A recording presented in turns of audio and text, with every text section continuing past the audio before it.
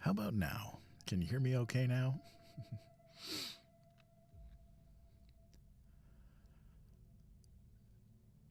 Hey, Tara, how are you? No, Eileen, you were not the only one that couldn't hear. Uh, yeah, I couldn't hear either. I wondered why it wasn't coming through my headset.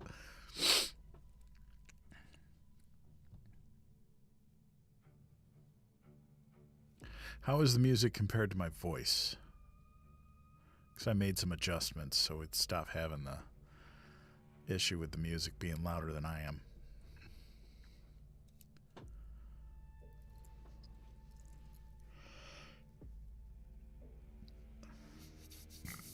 Oh, God, excuse me. I had a rather productive day today. Got through chapter 5 of the new audiobook that I'm working on.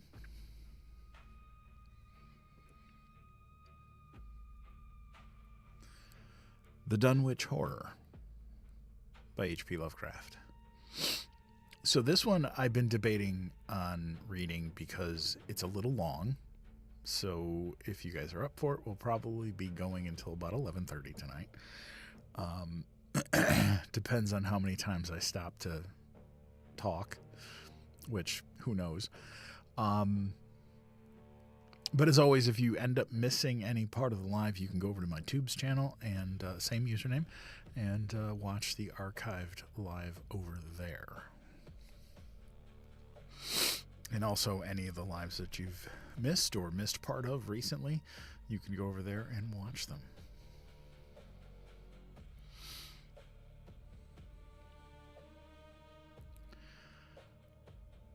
So, like I mentioned earlier, I've been planning the next 2 months worth of lives, stories, a lot of which are going to be spooky, Halloween related. Some of which are going to be single night, one and done. We'll be reading The Legend of Sleepy Hollow, which is one that I've been wanting to read on live. We'll also be very likely reading Ray Bradbury Halloween story called The Halloween Tree. What else? A couple of Goosebumps for sure. I just had the list open. I don't know why I don't just read it. Halloween book list. The Witches by Roald Dahl. I am also planning on getting a hold of a copy of Bunnicula by Deborah Howe. So that should be fun. I am probably going to do a couple of nights of short stories, short horror stories, more of the really dark and creepy variety. Again, stuff like our usual H.P. Lovecraft, Stephen King, Edgar Allan Poe. I would love to do, one of the ones I would love to do that I have not done is the Cask of Amontillado, and I will probably try to get a guest narrator on for that one because there are 2 primary characters in there. And, yeah. So that'll be fun. Coming up, one of the nights we'll probably be doing, I will probably have Tessa back on as a guest narrator. I haven't decided which story we're going to do yet. We're still talking about that. But yeah, really kind of open to it. Next week we'll be doing a 4-night story event. We'll be going Sunday, Monday, Wednesday, and Friday, all the same book. And then we'll probably dive into spooky season right after that. Hey, Timothy, how are you? Welcome in.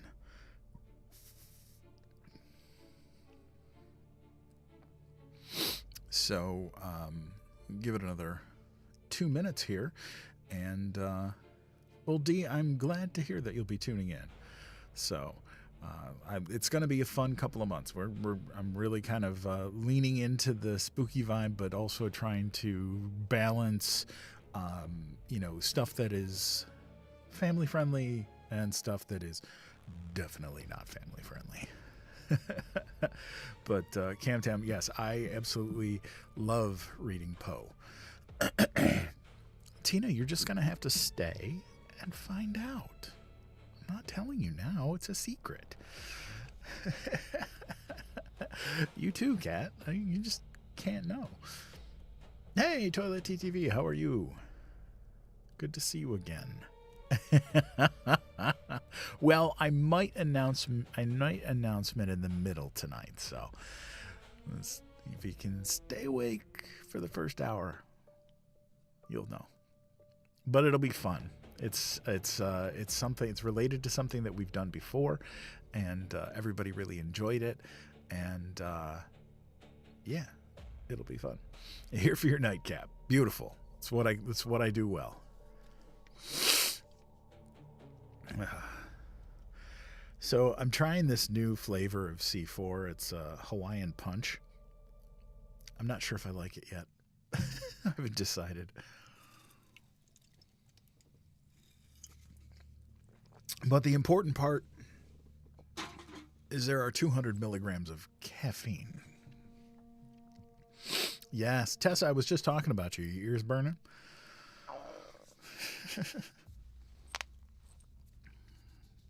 Hello from Belfast. How are you?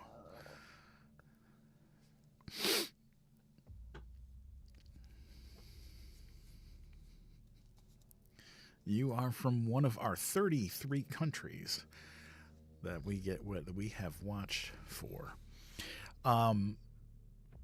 The Peach Jolly Rancher C4 is super good. Oh, the Scented Hair, thank you for the follow. I really appreciate that.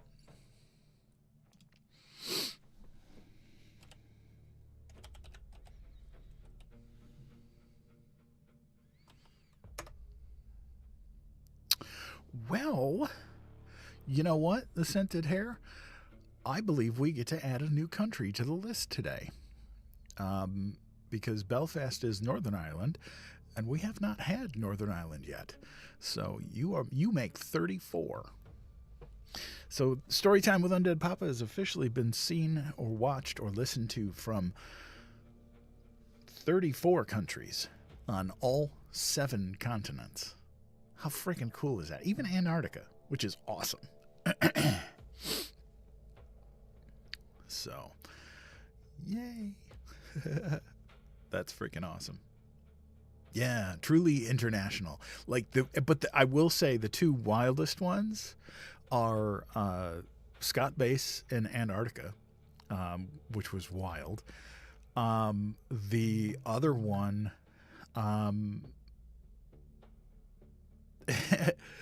I have a map. It's just digital. But the other one that was really cool was Almaty City in Kazakhstan, and they've been here a few times, and that just blows my mind. Like, somebody in Kazakhstan has watched Storytime with UndeadPapa. How freaking cool is that? Hey, Eddie, how you doing, brother? Welcome back. All right. Hello, Michelle. How are you? Seeing a lot of familiar names tonight. I am incredibly happy about that. Yes, Tessa, I was just talking about you saying that we're going to be doing another guest live. The Scented House, I am actually in Rochester, New York, which is right between Syracuse and Buffalo. We're about 6 hours away from New York City. But, yeah. But we are truly an international place. But Tessa, we're going to have to pick another spooky story because we are going into spooky season.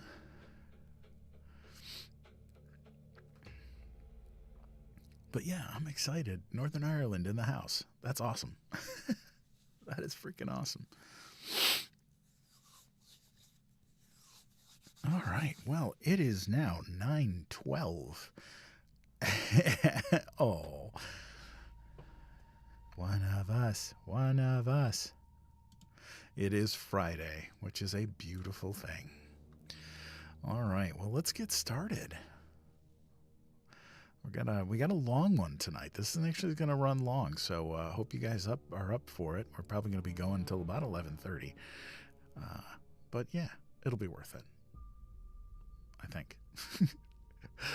All right. Well, good evening, everyone, and welcome back to Storytime with UndeadPapa. That's me. Tonight, we travel to a quiet corner of rural Massachusetts, where the hills are old, the roads are lonely, and some things are better left undisturbed. Dee, if you go to my profile and turn on notifications, that will make sure you do.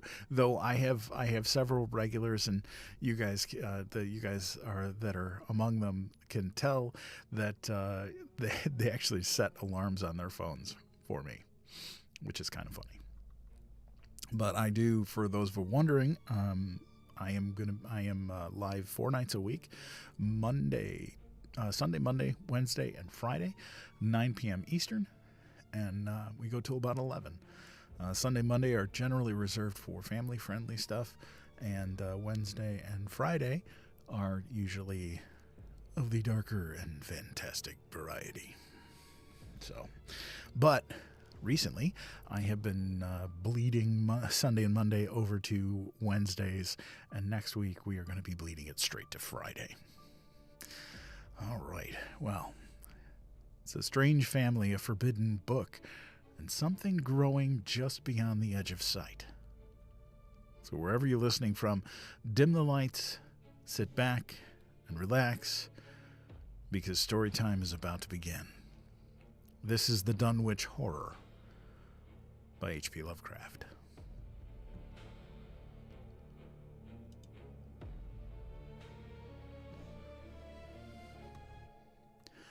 Gorgons, hydras, and chimeras, dire stories of Solano and the Harpies, may reproduce themselves in the brain of superstition, but they were there before.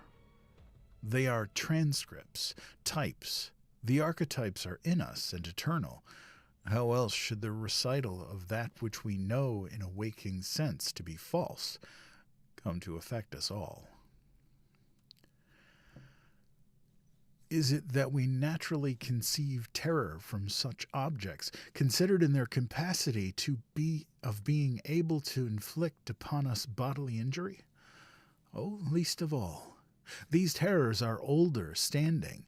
They date beyond body, or without the body, they would have been the same.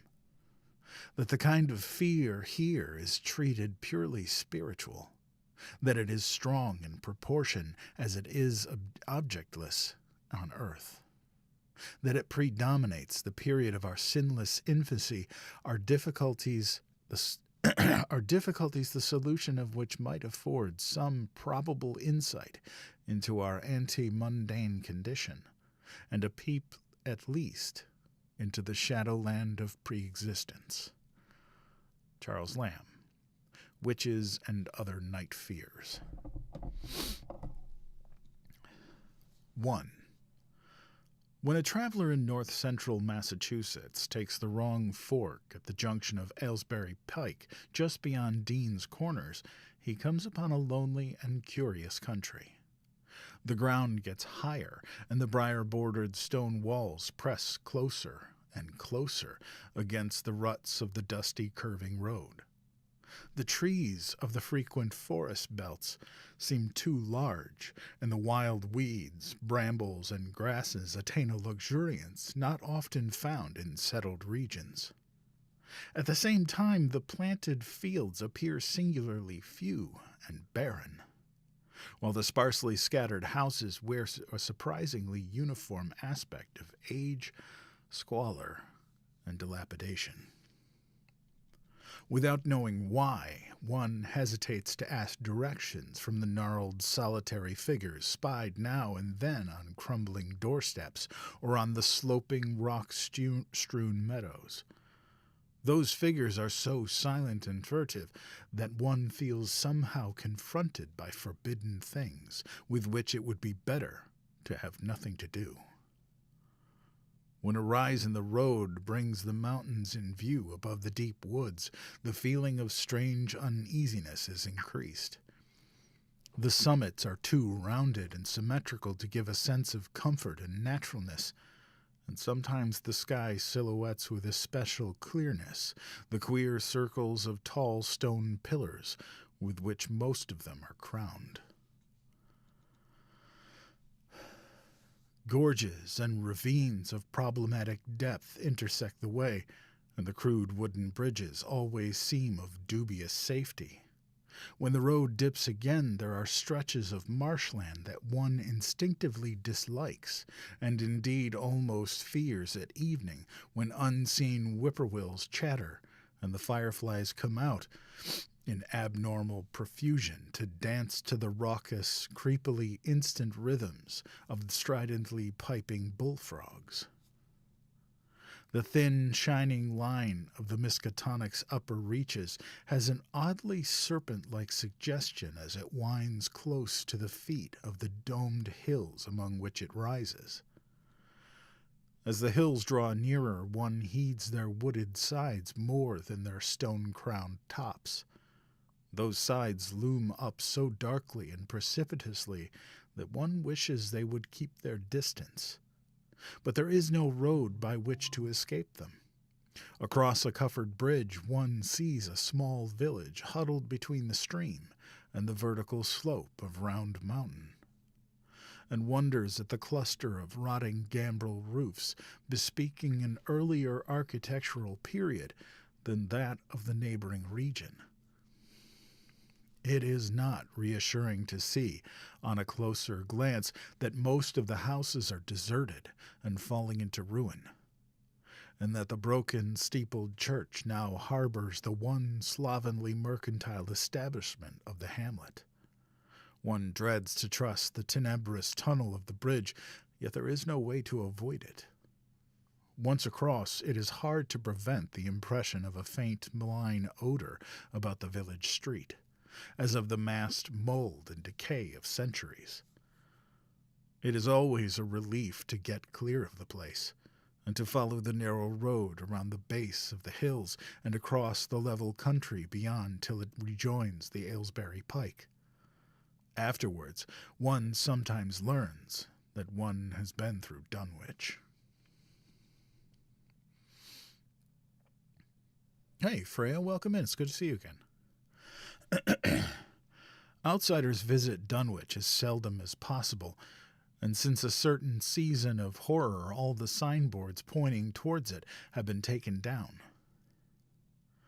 The scenery, judged by an ordinary aesthetic canon, is more than commonly beautiful, yet there is no influx of artists or summer tourists. 2 centuries ago, when talk of witch blood, Satan worship, and strange forest presences was not laughed at, it was the custom to give reasons to avoid the locality. In our sensible age, since the Dunwich Horror of 1928 was hushed up by those who had the town's and the world's welfare at heart, people shun it without knowing exactly why. Perhaps one reason, though it cannot apply to uninformed strangers, is that the natives are now repellently decadent, having gone far along that path of retrogression so common in many New England backwaters. They have come to form a race by themselves, with the well-defined mental and physical stigmata of degeneracy and inbreeding. The average of their intelligence is woefully low, whilst their annals reek of overt viciousness and of half-hidden murders, incest, and deeds of almost unnameable violence and perversity. The old gentry, representing the 2 or 3 Armigerous families which came from Salem in 1692, have kept somewhat above the general level of decay, though many branches are sunk into the sordid populace so deeply that only their names remain as a key to the origin they disgrace. Some of the Whateleys and bishops still send their eldest sons to Harvard and Miskatonic, though those sons seldom return to the moldering gambrel roofs under which they and their ancestors were born.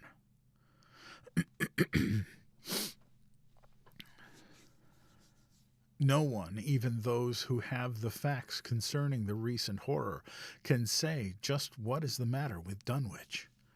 Though old legends speak of unhallowed rites and conclaves of the Indians, amidst which they called forbidden shapes of shadow out of the great rounded hills, and made wild orgiastic prayers that were answered by loud cracklings and rumblings from the ground below. In 1747, the Reverend Abijah Hoadley, newly come to Congregational Church in Dunwich Village, preached a memorable sermon in the close presence of Satan and his imps, in which he said, "It must be allowed that these blasphemies of infernal train of demons are matters of too common knowledge to be denied. The cursed voices of Azazel and Bazrael, of Beelzebub and Belial, being heard now from underground by above a score of credible witnesses now living. I myself did not more than a fortnight ago catch a very plain discourse of evil powers in the hill behind my house, wherein there were a rattling and a rolling, groaning, screeching, and hissing, such as no things of this earth could raise up, and which must needs have come from those caves that only black magic can discover, and only the divil unlock." Mr. Hoadley disappeared soon after delivering this sermon, but the text, printed in Springfield, is still extant. Noises in the hills continued to be reported from year to year, and still form a puzzle to geologists and physiographers.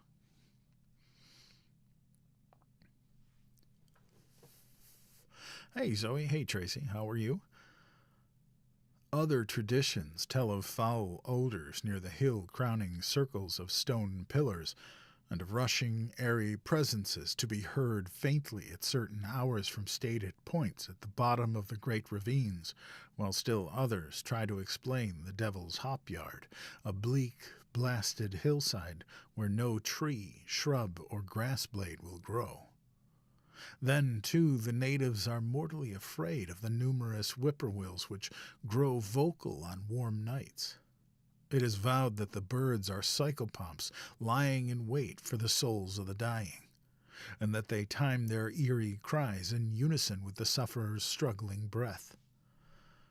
If they can catch the fleeing soul when it leaves the body, they instantly flutter away, chittering in demonic laughter, but if they fail, they subside gradually into a disappointed silence. These tales, of course, are obsolete and ridiculous, because they come down from very old times. Dunwich is indeed ridiculously old, older by far than any of the communities within 30 miles of it. South of the village one may still spy the cellar walls and chimney of the ancient bishop house, which was built before 1700, whilst the ruins of the mill at the falls, built in 1806, form the most modern piece of architecture to be seen. Industry did not flourish here, and the 19th century factory movement proved short-lived.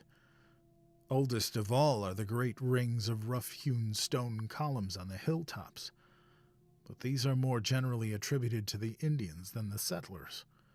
Deposits of skulls and bones found within these circles and around the sizable table-like rock on Sentinel Hill sustain the popular belief that such spots were once the burial places. The Pocumtucks, even though many ethnologists disregard the absurd improbability of such a theory, persist in believing that remains Caucasian.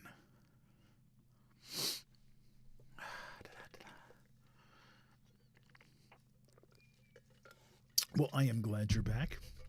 And hello over there on the tubes. It's good to see you. Ooh, we got 2 people over there.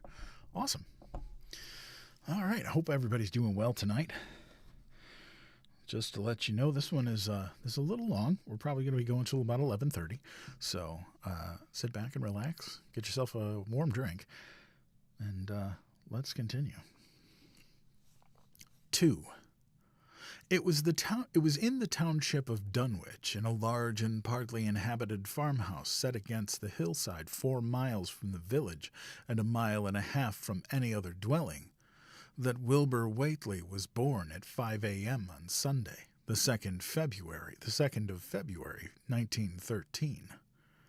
This date was recalled because it was Candlemas, which people in Dunwich curiously observe under another name, and because the noises in the hills had sounded, and all the dogs of the countryside had barked persistently throughout the night before.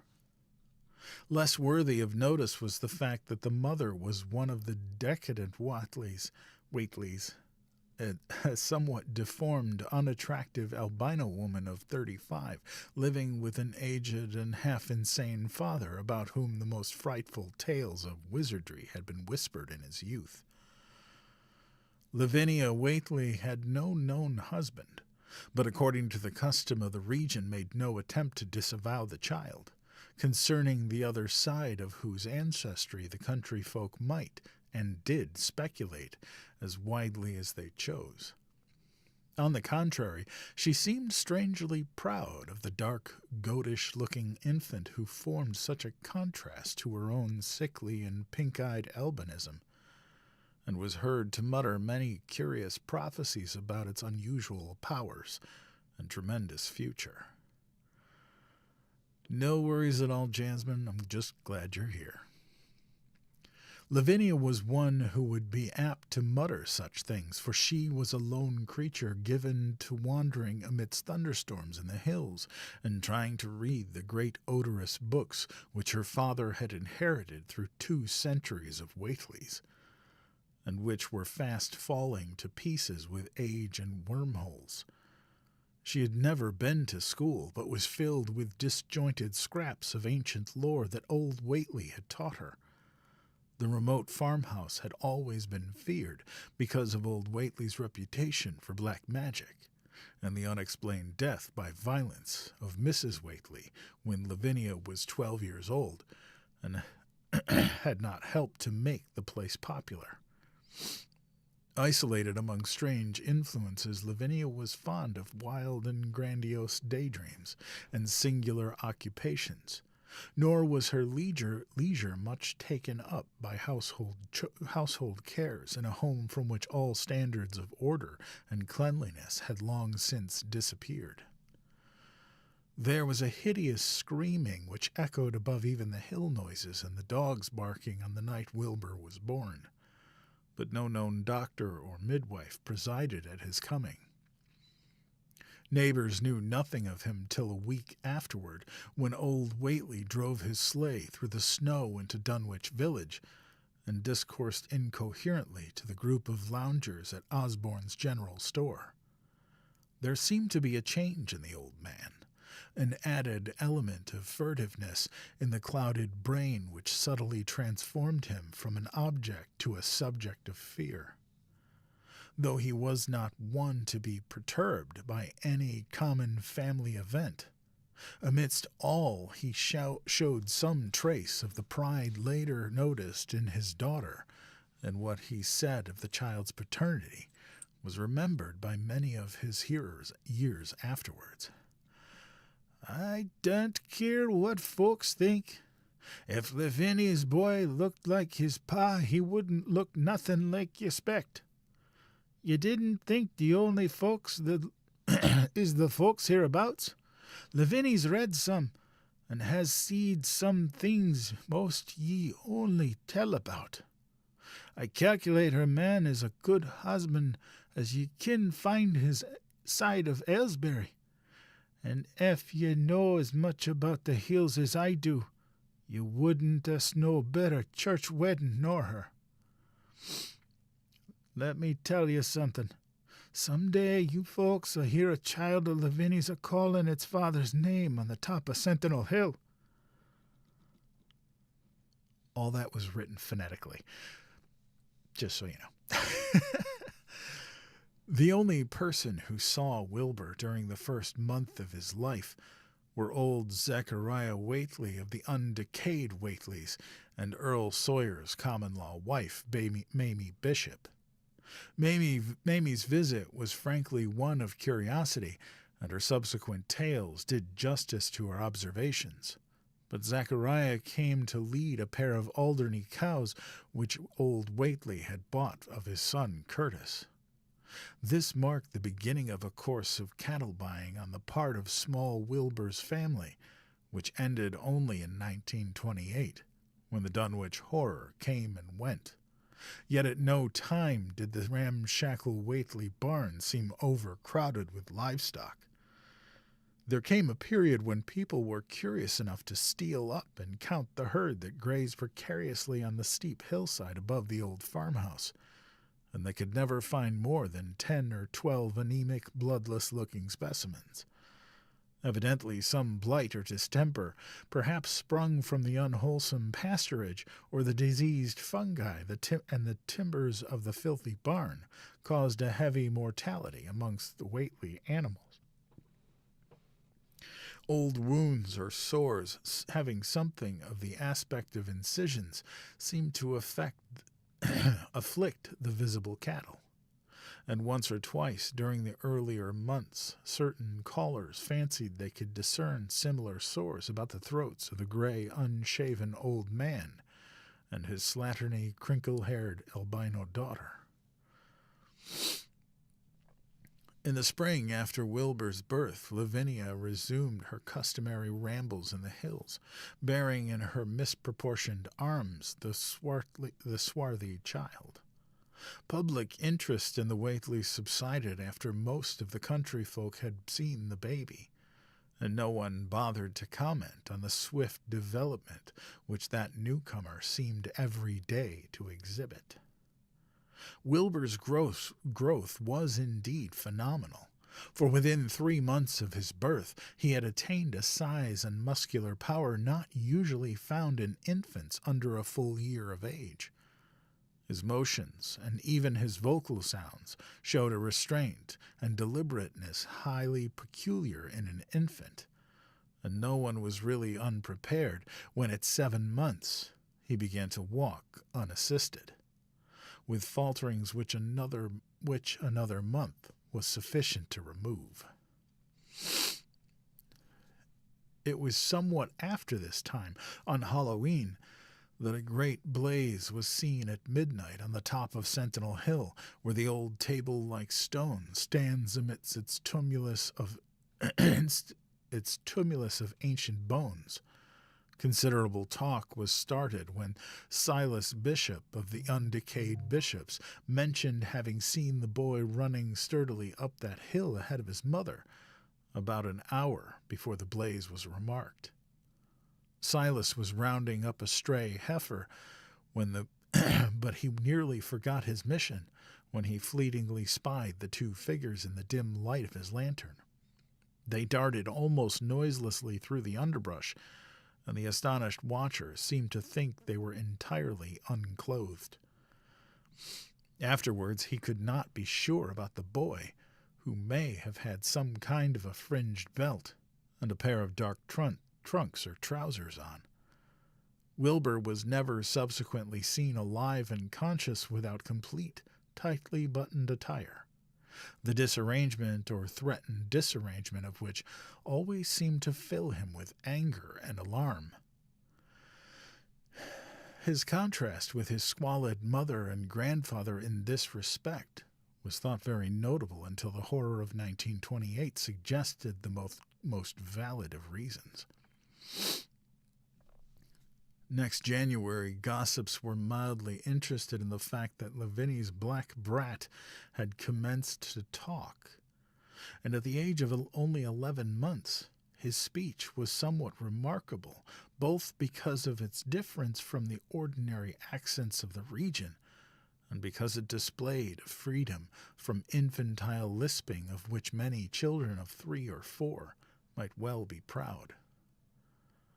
The boy was not talkative, yet when he spoke, he seemed to reflect some elusive element wholly unpossessed in Dunwich and its denizens. The strangeness did not reside in what he said, or even in the simple idioms he used, but seemed vaguely linked with his intonation or with the internal organs that produce the spoken sounds. His facial aspect, too, was remarkable for its maturity, for though he shared his mother's and grandfather's chinlessness, his firm and precociously shaped nose united with the expression of his large, dark, and almost Latin eyes to give him an air of quasi-adulthood and well-nigh preternatural intelligence. He was, however, exceedingly ugly despite his appearance of brilliancy.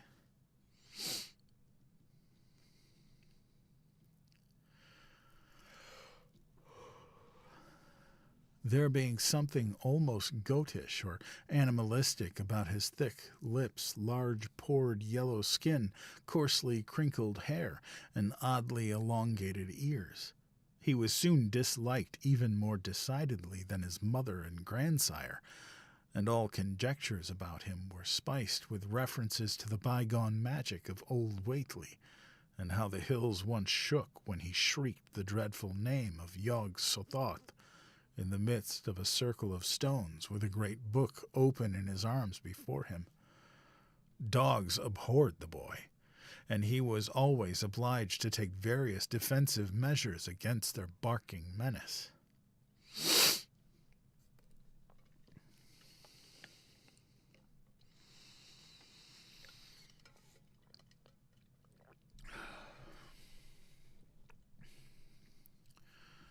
Three. Meanwhile, old Whately continued to buy cattle without measurably increasing the size of his herd. He also cut timber and began to repair the unused parts of his house, a spacious peaked roofed affair whose rear end was buried entirely in the rocky hillside, and whose 3 least ruined ground floor rooms had always been sufficient for himself and his daughter. There must have been prodigious reserves of strength in the old man to enable him to accomplish so much hard labor, and though he still babbled dementedly at times, his carpentry seemed to show the effects of sound calculation. It had already begun as soon as Wilbur was born, when one of the many tool sheds had been put suddenly in order, clapboarded, and fitted with a stout, fresh lock. Now, in restoring the abandoned upper story of the house, he was no less thorough craftsman. His mania showed itself only in his tight boarding up of all the windows in the reclaimed section, though many declared that it was a crazy thing to bother with the reclamation at all. Less inexplicable was his fitting up of another downstairs room for his new grandson, a room which several callers saw, though no one was ever admitted to the closely boarded upper story. This chamber he lined with tall, firm shelving, along which he began gradually to arrange in apparently careful order all the rotting ancient books and parts of books which during his own day had been heaped promiscuously on odd corners of the various rooms. "I made some use of 'em," he would say as he tried to mend a torn black letter page with paste prepared on the rusty kitchen stove. "But the boy's fittin' to make better use of 'em. He'd orter have 'em as well so as he kin, for they're going to be all of his learnin'." When Wilbur was a year and 7 months old in September of 1914, his size and accomplishments were almost alarming.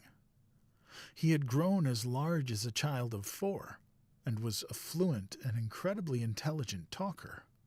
He ran freely about the fields and hills, and accompanied his mother on all her wanderings.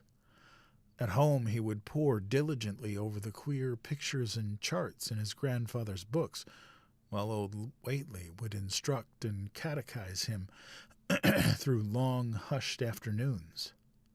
By this time the restoration of the house was finished, and those who watched it wondered why one of the upper windows had been made into a solid planked door. It was a window in the rear of the east gable end, close against the hill, and no one could imagine why a cleated wooden runway was built up to it from the ground. About the period of this work's completion, people noticed that the old tool house, not tightly locked and windowlessly clapboarded since Wilbur's birth, had been abandoned again. The door swung listlessly open, and when Earl Sawyer once stepped within after a cattle-selling call on Old Whately, he was quite discomposed by the singular odor he encountered. Such a stench, he averred, as he had never before smelt it in all his life, except near the Indian circles on the hills, and which could not come from anything sane or of this earth. But then the homes and sheds of Dunwich folk have never been remarkable for olfactory immaculateness. The following months were void of visible events, save that everyone swore to a slow but steady increase in the mysterious hill noises. On May Eve of 1915, there were tremors which even the Aylesbury people felt while the following Halloween produced an underground rumbling queerly synchronized with the bursts of flame, them which Old Whately's doin's from the summit of Sentinel Hill. Wilbur was growing up uncannily, so that he looked like a boy of 10 as he entered his 4th year. He read avidly by himself now, but talked much less than formerly. A settled taciturnicity was absorbing him, and for the first time people began to speak specifically of the dawning look of evil in his goatish face. He would sometimes mutter in unfamiliar jargon and chant in familiar rhythms which chilled the listener with a sense of unexplainable horror.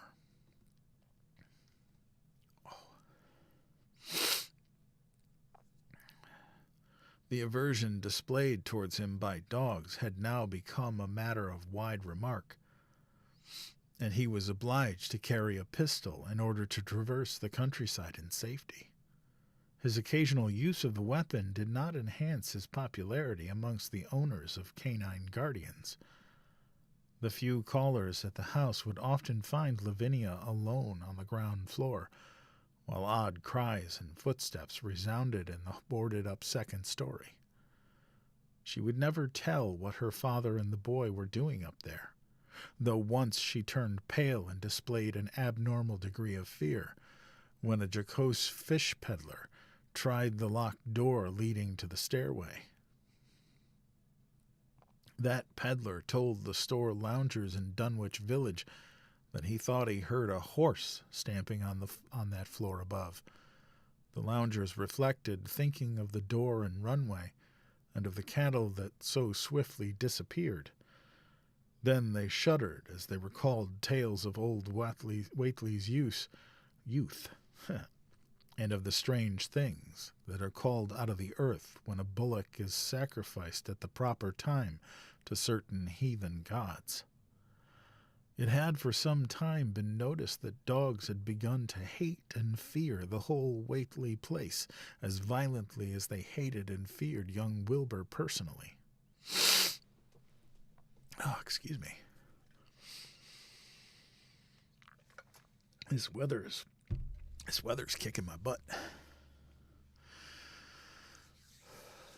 In 1917, the war came, and Squire Sawyer Whately, as chairman of the local draft board, had hard work finding a quota of young Dunwich men fit even to be sent to development camp.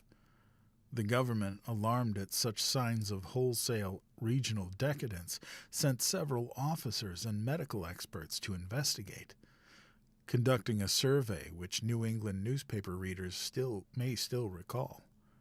It was the publicity attending this investigation which set reporters on the track of the Whateleys and caused the Boston Globe, an Arkham advertiser, to print flamboyant Sunday stories of young Wilbur's precociousness, old Whately's black magic, and the shelves of strange books, the sealed second story of the ancient farmhouse, and the weirdness of the whole region and its hill noises. Wilbur was 4.5 then, and looked like a lad of 15.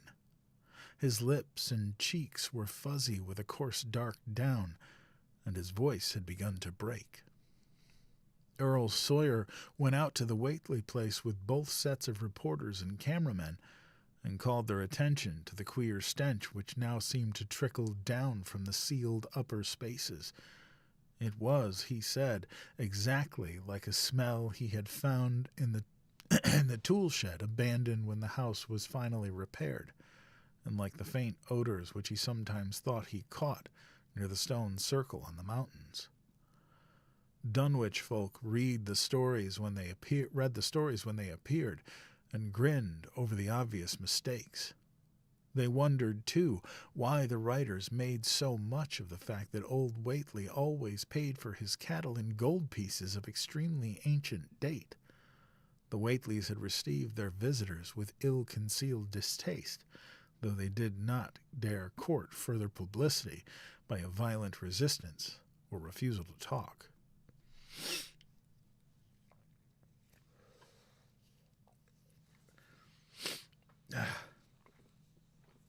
Yeah, it's this time of year. It always my eyes are watering. But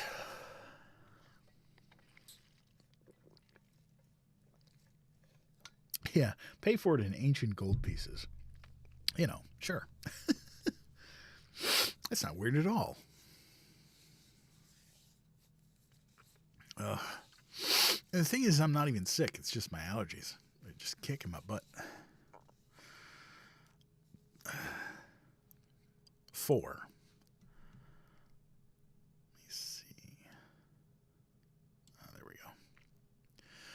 For a decade, the annals of the Whateleys sink indistinguishably into the general life of a morbid community used to their queer ways and hardened to their May Eve and All Hallows orgies.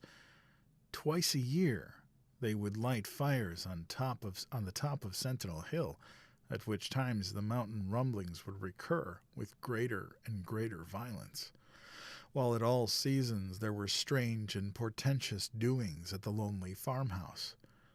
In the course of time, callers professed to hear sounds in the sealed upper story, even when all the family were downstairs, and they wondered how swiftly or how lingeringly a cow or bullock was usually sacrificed.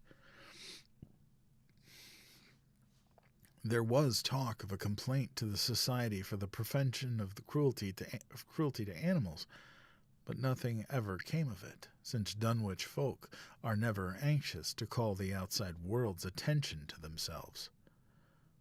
About 1923, when Wilbur was a boy of 10, whose mind, voice, and stature and bearded face gave all the impressions of maturity, a second great siege of carpentry went on at the old house. It was all inside the sealed upper part, and from bits of discarded lumber people concluded that the youth and his grandfather had knocked out all the partitions and even removed the attic floor, leaving only one vast open void between the ground story and the peaked roof. They had torn down the great central chimney, too, and fitted the rusty range with a flimsy outside tin stove pipe. In the spring after this event, old Whately noticed the growing number of whippoorwills that would come out of the cold spring glen to chirp under his window at night. He seemed to regard the circumstance as one of great significance, and told the loungers at Osborne's that he thought his time had almost come.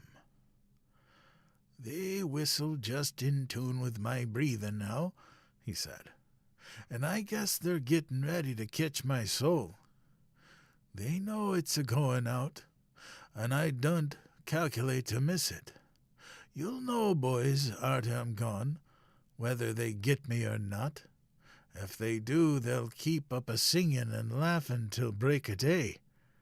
If they don't, they'll kinder quiet down the like. I expect them and souls they hunts for have some pretty tough tussies sometimes. On Lammas night, 1924, Dr. Houghton of Aylesbury was hastily summoned by Wilbur Whately, who had lashed his one remaining horse through the darkness and telephoned from Osborne's in the village. He found old Whately in a very grave state, with a cardiac action and stertorous breathing that told of an end not far off. The shapeless albino daughter and oddly bearded grandson stood by the bedside, whilst from the vacant abyss overhead there came a disquieting suggestion of rhythmical surging or lapping, as of the waves on some level beach. The doctor, though, was chiefly disturbed by the chattering night birds outside and seemingly limitless legion of whippoorwills that cried their endless message in repetitions timed diabolically to the wheezing gasps of the dying man. It was uncanny and unnatural. Too much, thought Dr. Houghton, like the whole of the region had entered so reluctantly in response to the urgent call. Towards 1 o'clock, old Whately gained consciousness and interrupted his wheezing to choke out a few words to his grandson. "More space, Willie, more space soon. You grows and that grows faster. It'll be ready to serve ye soon, boy. Open up the gates to Yog Sothoth with the long chant that you'll find on page 751 of the complete edition. And then put a match to the prison. Fire from earth can't burn it, nohow." He was obviously quite mad. After a pause during which the flock of whippoorwills outside adjusted their cries to the altered tempo which some indications of the strange hill noises came from afar off, he added another sentence or two. "Feed it regular, Willie, and mind the quantity, but don't let it grow too fast for the place, for if it busts quarters or gets out before he opens to Yog Sothoth, it's all over and no use. Only them from beyond can make it multiply and work. Only them, the old uns, as wants to come back." But speech gave place to gasps again, and Lavinia screamed at the way the whippoorwills followed the change. It was the same for more than an hour when the final throaty rattle came. Dr. Houghton drew shrunken lids over the glazing gray eyes as the tumult of birds faded imperceptibly to silence. Lavinia sobbed, but Wilbur only chuckled whilst the hill noises rumbled faintly. "They didn't get him," he muttered in his heavy bass voice. Wilbur was by this time a scholar of really tremendous erudition in his one-sided way, and was quietly known by correspondence to many librarians in distant places where rare and forbidden books of old days are kept. He was more and more hated and dreaded around Dunwich because of certain youthful disappearances which suspicion laid vaguely at his door, but was always able to silence inquiry through fear, or through the use of that fund of old-time gold which still, as in his grandfather's time, went forth regularly and increasingly for cattle buying. He was now tremendously mature of aspect, and his height, having reached the normal adult limit, seemed inclined to wax beyond that figure. In 1925, when a scholarly correspondent from Miskatonic University called upon him one day and departed pale and puzzled, he was fully 6 3/4 feet tall.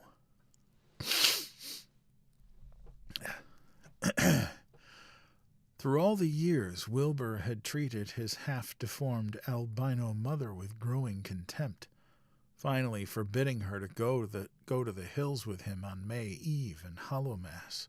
And in 1926, the poor creature complained to Mamie Bishop of being afraid of him. "There's more about him as I knows than I can tell ye, Mamie," she said. "And nowadays there's more know what I know myself. I vow for God, I don't know what he wants nor what he's a-trying to do." That Halloween, the hill noises sounded louder than ever, and fire burned on Sentinel Hill as usual, but people paid more attention to the rhythmical screaming of vast flocks of unnaturally belated whippoorwills which seemed to be assembled near the unlighted Whately farmhouse. After midnight, their shrill notes burst into a kind of pandemoniac cachinnation which filled all the countryside, and not until dawn did they finally quiet down. Then they vanished, hurrying southward where they were fully a month overdue. What this meant, no one could quite be certain till later. None of the country folk seemed to have died, but poor Lavinia Whately, the twisted albino, was never seen again. In the summer of 1927, Wilbur repaired 2 sheds in the farmyard and began moving his books and effects out to them.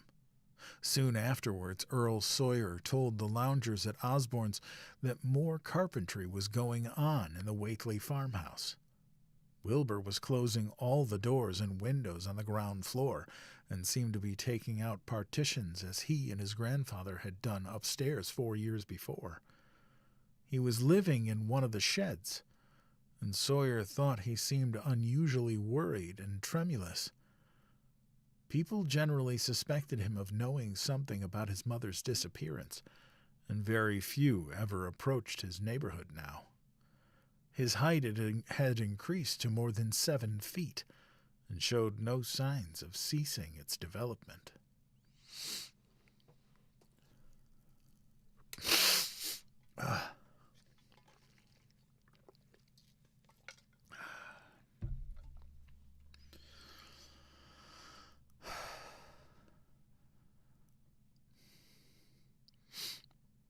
Five. The following winter brought an event no less strange than Wilbur's first trip outside the Dunwich region.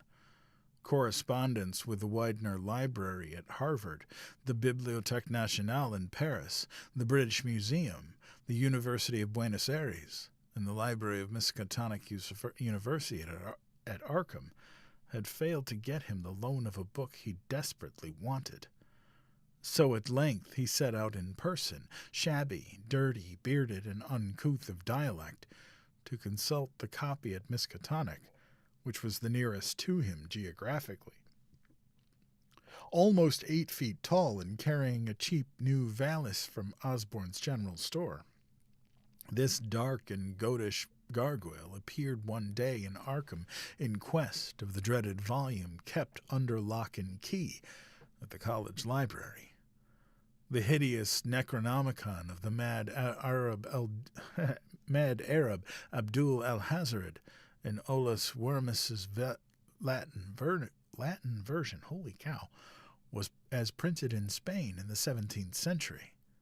He had never seen a city before, but he had no thought to save to find his way to the university grounds, where, indeed, he passed heedlessly by the great white-fanged watchdog that barked with unnatural fury and enmity, and tugged frantically at its stout chain. Wilbur had with him the priceless but imperfect copy of Dr. Dee's English version which his grandfather had bequeathed him, and upon receiving access to the Latin copy, he at once began to collate the 2 texts with the aim of discovering a certain passage which would have come on the 751st page of its own defective volume. This much he could not civilly refrain from telling the librarian, the same erudite Henry Armitage, A.M. Miskatonic, Ph.D., Princeton, Lit. D. Johns Hopkins, who had once called at the farm, and who now politely plied him with questions.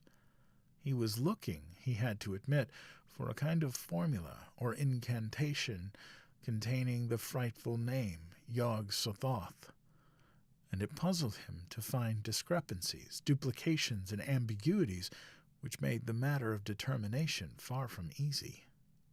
As he copied the formula he finally chose, Dr. Armitage looked involuntarily over his shoulder at the open pages, the left-hand one of which in the Latin version contained such monstrous threats to the peace and sanity of the world. Nor is it to be thought, ran the text as Armitage mentally translated it, that man is either the oldest or the last of earth's masters, or that the common bulk of life and substance walks alone. The old ones were, the old ones are, and the old ones shall be. Not in the spaces we know, but between them. They walk serene and primal, undimensioned, and to us unseen. Yog-Sothoth knows the gate. Yog-Sothoth is the gate. Yog-Sothoth is the key and guardian of the gate. Past, present, future, all are one in Yog-Sothoth. He knows where the old ones broke through of old, and where they shall break through again. He knows where they had trod earth's fields, and where they still tread them, and why no one can behold them as they tread. By their smell men can sometimes know them near, but of their resemblance can no man know. Holy cow, my brain. Whew. Saving only in the features of those they have begotten on mankind, and of those are there many sorts, differing in likeness from man's truest eidolon to that shape without sight or substance which is them. They walk unseen and foul in lonely places where the worlds have been spoken, and the rites howled through at their seasons. The wind gibbers with their voices, and the earth mutters with their consciousness. They bend the forest and crush the city. Yet may not forest or city behold the hand that smites. Kadath in the cold waste hath known them, and what man knows Kadath? The ice desert of the south and the sunken isles of the ocean hold stones whereon their seal is engraver. But who hath seen the deep frozen city, or the sealed tower, long garlanded with seaweed and barnacles? Great Cthulhu is their cousin, yet can he spy them only dimly. Ea, Shub-Niggurath, as a foulness shall ye know them. Their hand is at your throats, yet ye see them not, and their habitation is even one with your guarded threshold. Yog-Sothoth is the key to the gate, whereby the spheres meet. Man rules now where they ruled once. They shall soon rule where man rules now. After summer is winter, after winter summer. They wait, patient and potent, for here shall they reign again.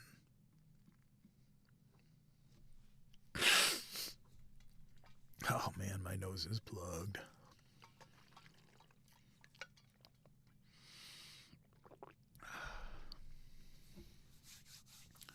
Dr. Armitage, associating what he was reading with what he had heard of Dunwich and its brooding presences, and of Wilbur Whately and his dim, hideous aura that stretched from a dubious birth to a cloud of probable matricide, felt a wave of fright, as tangible as a draught of the tomb's cold clamminess, The bent, goatish giant before him seemed like the spawn of another planet or dimension, like something only partly of mankind, and linked to black gulfs of essence and entity that stretched like Titan phantasms beyond all spheres of force and matter, space and time. Presently Wilbur raised his head and began speaking in that strange, resonant fashion which hinted at sound-producing organs unlike the run of mankind's. "Mr. Armitage," he said, "I calculate that I've got to take that book home. They's things in it I've got to try under certain conditions that I can't get here. And it 'ud be a mortal sin to let a red tape rule hold me up. Let me take it along, sir, and I swear they won't nobody know the difference. I don't need to tell you I'll take good care of it. It wa'n't me that put this D copy in the shape it is." He stopped as he saw a firm denial in the librarian's face, and his own goatish features grew crafty. Armitage, half ready to tell him he might make a copy of what parts he needed, thought suddenly of the possible consequences and checked himself. There was too much responsibility in giving such a being the key to such blasphemous outer spheres. Whately saw how things stood, and tried to answer lightly. "Well, all right, if you feel that way about it. May Harvard won't be so fussy as you be." And without saying more, he rose and strode out of the building, stooping at each doorway. Armitage heard the savage yelping of the great watchdog, and studied Whately's gorilla-like lope as he crossed the bit of campus visible from the window. He thought of the wild tales he had heard and recalled the old Sunday stories in the Advertiser. These things, and the lore he had picked up from Dunwich rustics and villagers during his one visit there.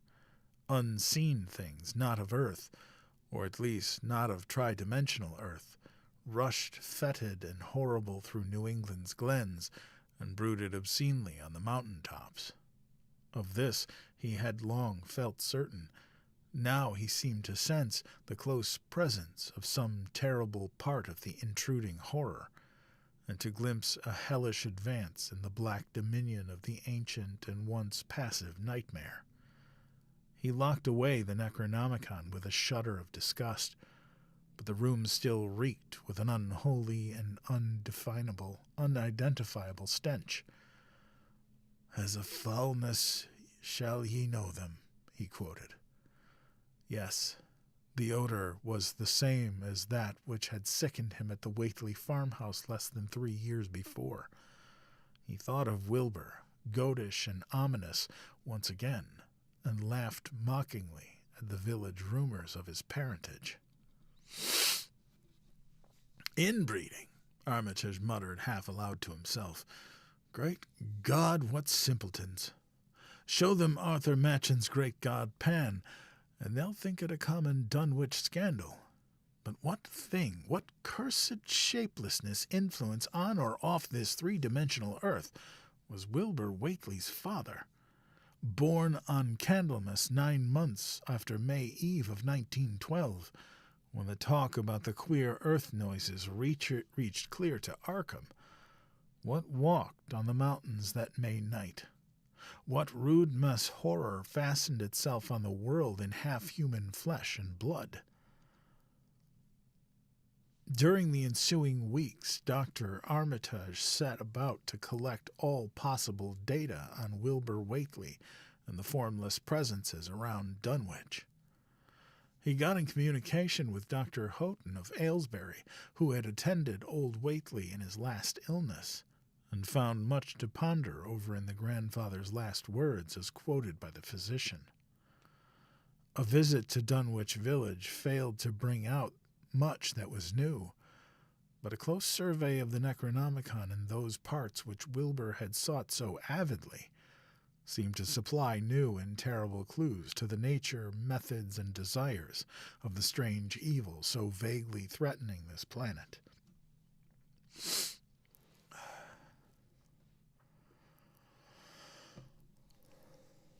Talks with several students of archaic lore in Boston and letters to many others elsewhere gave him a knowing amazement which passed slowly through varied degrees of alarm to a state of really acute spiritual fear.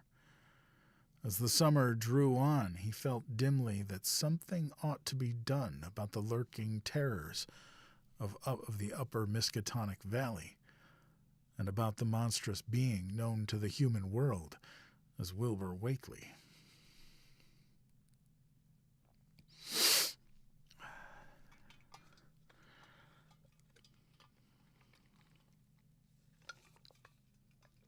Yeah, Rita, I have not heard from her.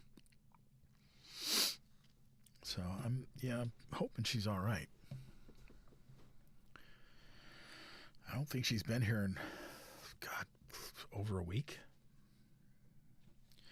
The last time I saw her in here was during The Giver, early in The Giver. Yeah, absolutely.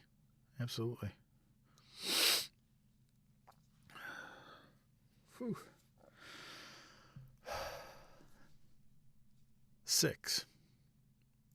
The Dunwich Horror itself came between Lammas and the equinox in 1928, and Dr. Armitage was among those who witnessed its monstrous prologue. He had heard, meanwhile, of Wakely's grotesque trip to Cambridge and of his frantic efforts to borrow or copy from the Necronomicon at the Widner Library. Those efforts had been in vain, since Armitage had issued warnings of the keenest intensity to all librarians having charge of the dreaded volume. Wilbur had been shockingly nervous at Cambridge, anxious for the book, yet almost equally anxious to get home again, as if he feared the results of being away too long. Early in August, the half-expected outcome developed in the small hours of the third.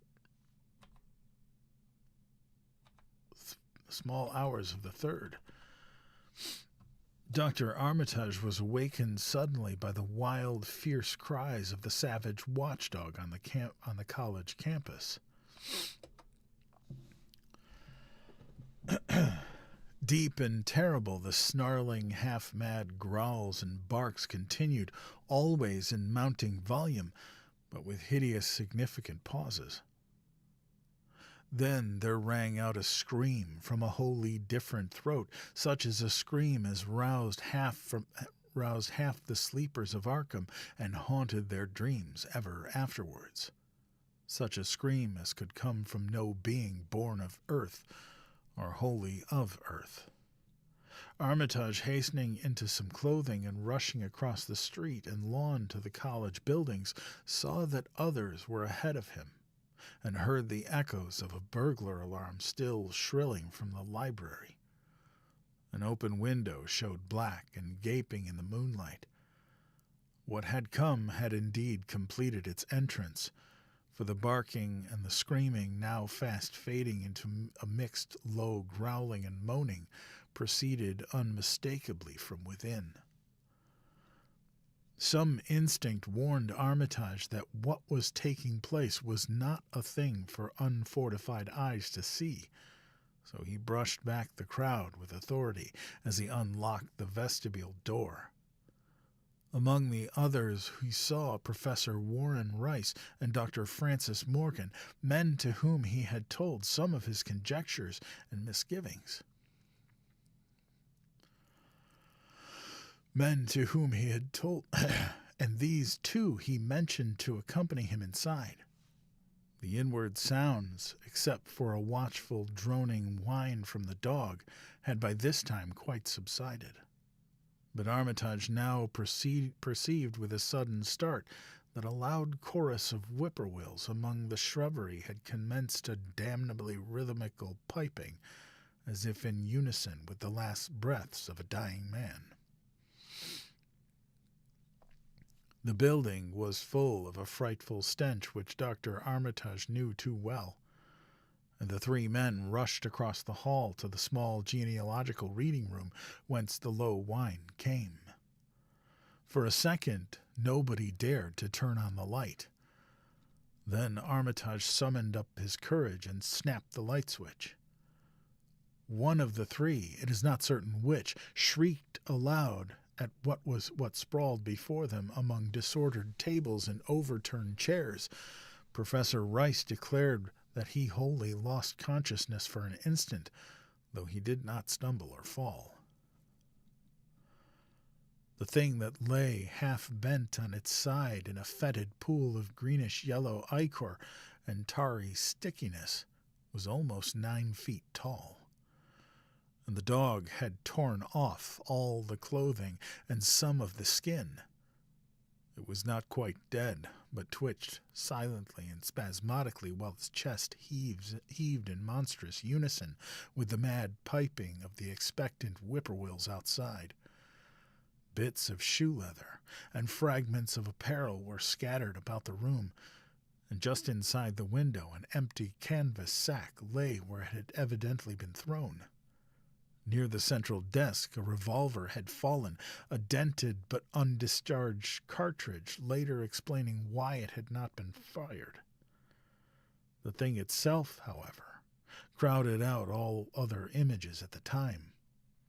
It would be trite and not wholly accurate to say that no human pen could describe it, but one may properly say that it could not be vividly visualized by anyone whose ideas of aspect and contour are too closely bound up with the common life forms of this planet and of the 3 known dimensions.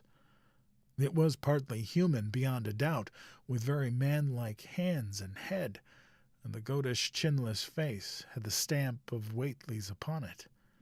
But the torso and lower parts of the body were teratologically fabulous, so that only generous clothing could have ever enabled it to walk on earth unchallenged or uneradicated. Above the waist, it was semi-anthropomorphic, though its chest, where the dog's rending paws had rested watchfully, had the leathery, reticulated hide of a crocodile or alligator. The back was piebald with yellow and black, and dimly suggested the squamous covering of certain snakes. Below the waist, though, it was the worst, for here all human resemblance left off, and sheer fantasy began. The skin was thickly covered in coarse black fur. From the abdomen, a score of long greenish-gray tentacles with red sucking mouths, protruded limply. Their arrangement was odd, and seemed to follow the symmetries of some cosmic geometry unknown to Earth or the solar system.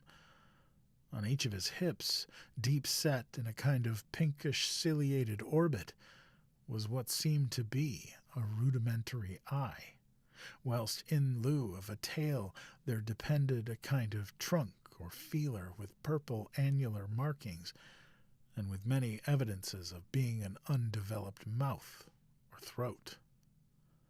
The limbs, save for their black fur, roughly resembled the hind legs of prehistoric Earth's giant saurians, and terminated in ridgy veined pads that were neither hooves nor claws.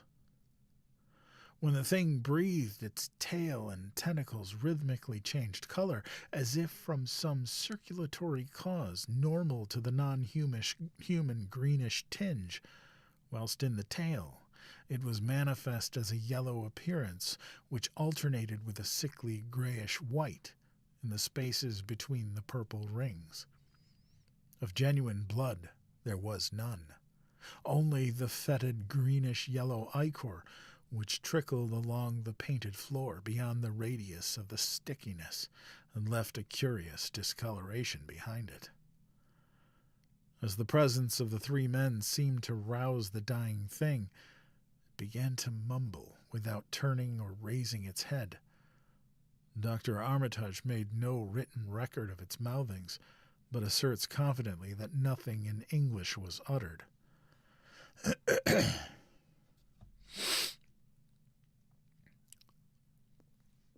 At first, the syllables defied all correlation with any speech of earth, but towards the last there came some disjointed fragments evidently taken from the Necronomicon, that monstrous blasphemy in quest of which the thing had perished. These fragments, as Armitage recalled them, ran something like Nagai, Nagaga, Bug, Shagog, Yaha, Yog Sathoth, Yog Sathoth. They trailed off into nothingness as the whippoorwills shrieked in rhythmical crescendos of unholy anticipation. Then came to a halt in the gasping, and the dog raised its head in a long, lugubrious howl. A change came over the yellow, goatish face of the prostrate thing, and the great black eyes fell in appallingly. Outside the window, the shrilling of the whippoorwills had suddenly ceased, and above the murmurs of the gathering crowd there came a sound of panic-struck whirring and fluttering. Against the moon, vast clouds of feathery watchers rose and raced from sight, frantic at which they had sought for prey. All at once the dog started up abruptly, gave a frightened bark, and leaped nervously out of the window by which it had entered. A cry rose from the crowd, and Dr. Armitage shouted to the men outside that no one must be admitted till the police or medical examiner came. He was thankful that the windows were just too high to permit peering in, and drew the dark curtains carefully down over each one. By this time 2 policemen had arrived, and Dr. Morgan, meeting them in the vestibule, was urging them for their own sakes to postpone entrance into the stench-filled reading room till the examiner came, and the prostrate thing could be covered up. Meanwhile, frightful changes were taking place on the floor. One need not describe the kind and rate of shrinkage and disintegration that occurred before the eyes of Dr. Armitage and Professor Rice. But it is permissible to say that aside from this external appearance of face and hands, the really human element in Wilbur Whately must have been very small. When the medical examiner came, there was only a sticky whitish mass on the painted boards, and the monstrous odor had nearly disappeared.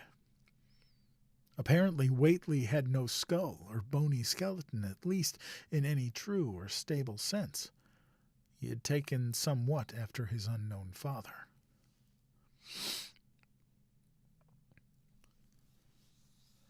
Seven. Drink.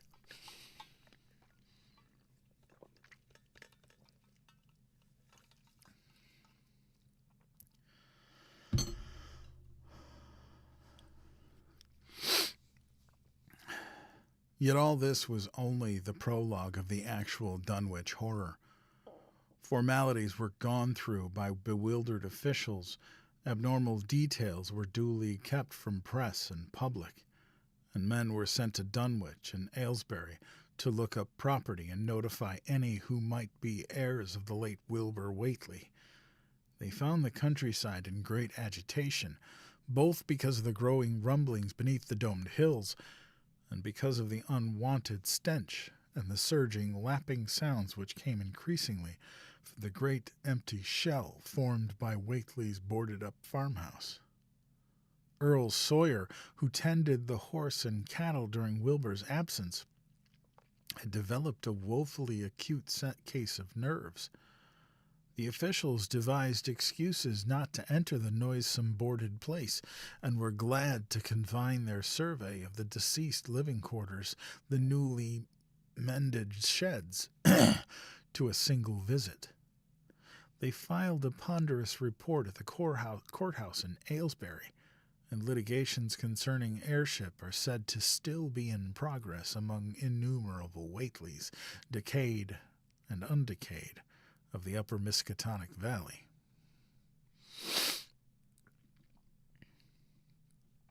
An almost interminable manuscript in strange characters written in a huge ledger and adjudged a sort of diary because of the spacing and the variations in ink and penmanship, presented a baffling puzzle to those who found it on the old bureau which served as its owner's desk. After a week of debate, it was sent to Miskatonic University, together with the deceased collections of strange books, for study and possible translation.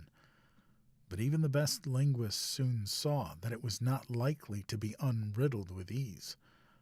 No trace of the ancient gold with which Wilbur and old Whately always paid their debts has yet been discovered. It was in the dark of September 9th that the horror broke loose. The hill noises had been very pronounced during the evening, and dogs barked frantically all night. Early risers on the 10th noticed a peculiar stench in the air. About 7 o'clock, Luther Brown, the hired boy at George Corey's, between Cold Spring Glen and the village, rushed frenziedly back from his morning trip to Ten Acre Meadow with the cows. He was almost convulsed with fright as he stumbled into the kitchen, and in the yard outside the no less frightened herd were pawing and lowing pitifully, having followed the boy back in the panic that they shared with him. Between gasps, Luther tried to stammer out his tale to Mrs. Corey. "Up there on the road beyond the glen, Miss Corey. They's somethin' been thar. It smells like thunder, and all the bushes and little trees is pushed back from the rud like they a house been moved along of it. And that ain't the worst, nuther. They's prints in the rud, Miss Corey. Great round prints as big as barrel-heads, all sunk down deep like an elephant had been along, only they's a sight more nor 4 feet could make. I looked at 1 or 2 afore on run, and I see every one was covered with lines spreadin' out from one place, like as if big palm leaf fans, twister 3 times as big as any they is, had have been pounded down into the rud. And the smell was awful, like what is around Wizard Whately's old house." Here he faltered, and seemed to shiver afresh with the fright that had sent him flying home. Mrs. Corey, unable to extract more information, began telephoning the neighbors, thus starting on its rounds the overture of panic that heralded the major terrors. When she got Sally Sawyer, housekeeper at Seth Bishop's, the nearest place to Whately's, it became her turn to listen instead of transmit. For Sally's boy, Chauncey, who slept poorly, had been up on the hill towards the Whateleys, and had dashed back in terror after one look at the place, and at the pasturage where Mr. Bishop's cows had been left out all night. "Yes, Miss Corey," came Sally's tremulous voice over the party wire. "Chauncey, he just came back a-postin', and couldn't half talk for been scared. He says old Whately's house is all bowed up, with timbers scattered round like they've been dynamite inside. Only the bottom floor ain't through. But it is all covered with a kind of tar-like stuff that smells awful and drips down of the edges onto the ground where the side timbers is blowed away. And they's awful kinder marks in the ground. 2 great round marks bigger round than a hogshead, and all sticky with stuff like is on the broad-up house. Chauncey says they leads off into the medders, where a great swarth of barn is matted down, and all stun walls tumbled every which way wherever it goes. And he says he, Miss Corey, as how he sought to look for Seth's cows, frightened as he was, and found him in the upper pasture nigh the devil's hop yard in an awful shape. Half on 'em's clean gone, and nigh half of them that's left is sucked almost dry of blood, with sores on 'em like they's been at Whately's cattle over in over St. Lavini's black brat was born. Seth, he's gone out now to look at 'em, though I'll vow he won't care to get very nigh Wizard Whately's.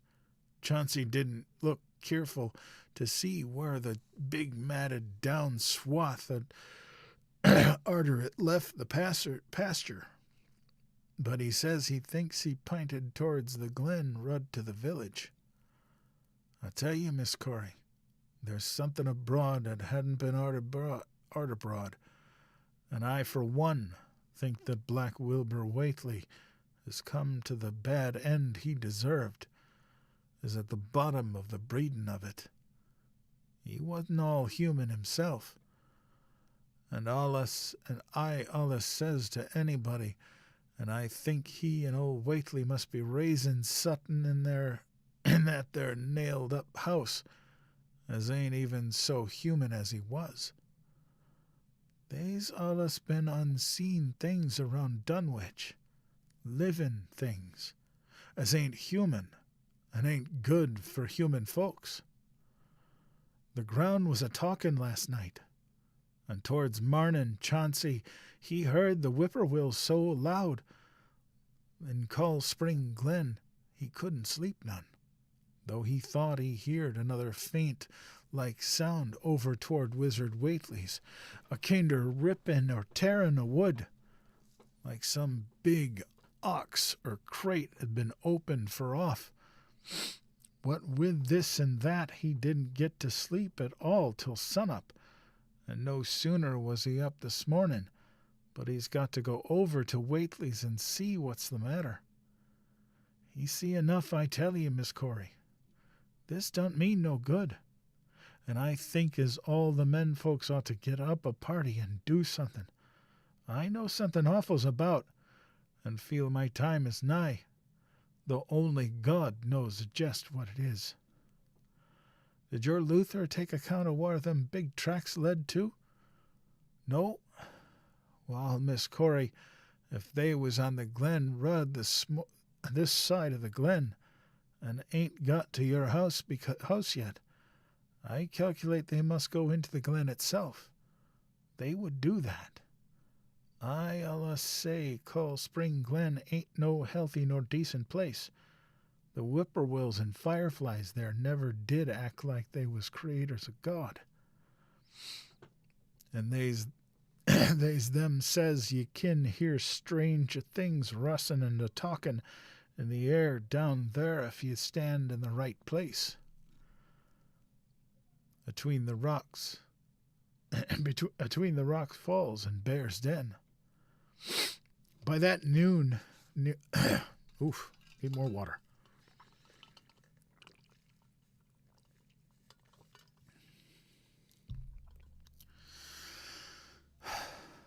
By that noon, fully 3/4 of the men and boys of Dunwich were trooping over the roads and meadows between the new-made Whately ruins and Cold Spring Glen, examining in horror the vast, monstrous prints, the maimed bishop cattle, the strange, noisome wreck of the farmhouse, and the bruised, matted vegetation of the fields and roadside.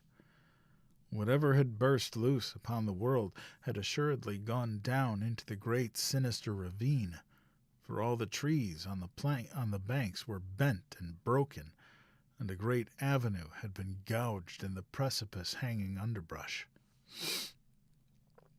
It was as though a house launched by an avalanche had slid down through the tangled growths of the almost vertical slope. From below no sound came, but only a distant, undefinable fetor, and it is not to be wondered at that the men preferred to stay on the edge and argue rather than descend and beard the unknown cyclopean horror in its lair. 3 dogs that were with the party had barked furiously at first, but seemed cowed and reluctant when near the glen.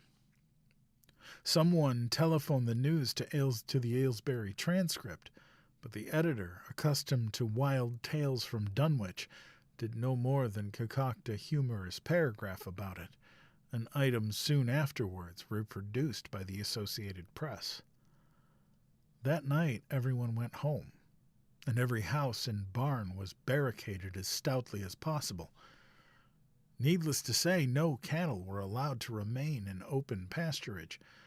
About 2 in the morning, a frightful stench and the savage barking of the dogs awakened the household at Elmer Friars, on the eastern edge of Cold Spring Glen, and all agreed that they could hear a snort of muffled swishing or lapping sound from somewhere outside.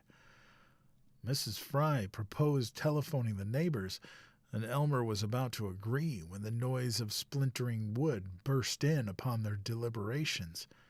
It came apparently from the barn, and was quickly followed by a hideous screaming and stamping amongst the cattle. The dogs slavered and crouched close to the feet of the fear-numbed family. Fry lit a lantern through a force of habit, but he knew it would be death to go out into that black farmyard. The children and the womenfolk whimpered, kept from screaming by some obscure vestigial instinct of defense which told them their lives depended on silence. At last the noise of the cattle subsided in a pitiful moaning, and a great snapping, crashing, and crackling ensued. The Frys, huddled together in the sitting room, did not dare to move until the last echoes died away far down in Cold Spring Glen. Then, amidst the dismal moans from the stable and the demoniac piping of the late whippoorwills in the glen, Selina Fry tottered to the telephone and spread what news she could of the second phase of the horror.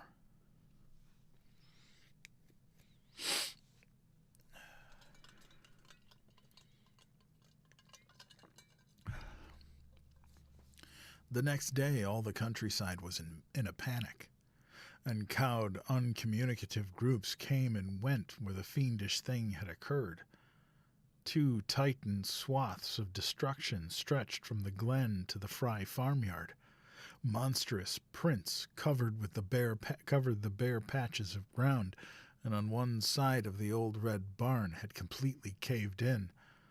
Of the cattle, only a quarter could be found and identified. Some of these were in curious fragments, and all that survived had to be shot. Earl Sawyer suggested that help be asked from Aylesbury or Arkham, but others maintained it would be of no use. Old Zebulon Whately, of a branch that hovered above halfway between soundness and decadence, made darkly wild suggestions about rites that ought to be practiced on the hilltops.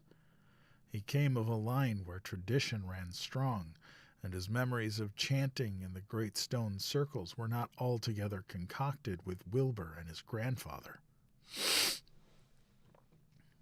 Darkness fell upon a stricken countryside too passive to organize for real defense. In a few cases, closely related families would band together and watch in the gloom under one roof, but in general, there was only a repetition of the barricading of the night before, and a futile, ineffective gesture of loading muskets and setting pitchforks handily about. Nothing, however, occurred except some hill noises, and when the day came, there were many who hoped that the new horror had gone as swiftly as it had come. There were only 7 bold souls who proposed an offensive expedition down in the glen, though they did not venture to set an actual example to the still reluctant majority. When night came again, the barricading was repeated, though there was less huddling together of families. In the morning, both the Fry and the Seth Bishop households reported excitement among the dogs and vague sounds and stenches from afar, while early explorers noted with horror a fresh set of the monstrous tracks in the road skirting Sentinel Hill. As before, the sides of the road showed a bruising indicative of the blasphemously stupendous bulk of the horror, whilst the conformation of the tracks seemed to argue a passage in 2 directions, as if the moving mountain had come from Cold Spring Glen and returned to it along the same path. At the base of the hill, a 30-foot swath of crushed shrubbery saplings led steeply upwards and the seekers gasped when they saw that even the most perpendicular places did not deflect the inexorable trail. Whatever the horror was, it could scale a sheer stony cliff of almost complete verticality. And as the investigators climbed round the hill's summit by safer routes, they saw that the trail ended, or rather reversed, there. It was here that the Whateleys used to build their hellish fires and chant their hellish rituals by the table-like stone on May Eve and Hallowmass. Now that very stone formed the center of a vast space, thrashed around by the monstrous horror, whilst upon its slightly concave surface was a thick and fetid deposit of the same tarry stickiness observed on the floor of the ruined Whateley farmhouse when the horror escaped. Men looked at one another and muttered. Then they looked down the hill. Apparently the horror had descended by a route much the same as that of its ascent. To speculate was futile. Reason, logic, and normal ideas of motivation stood confounded.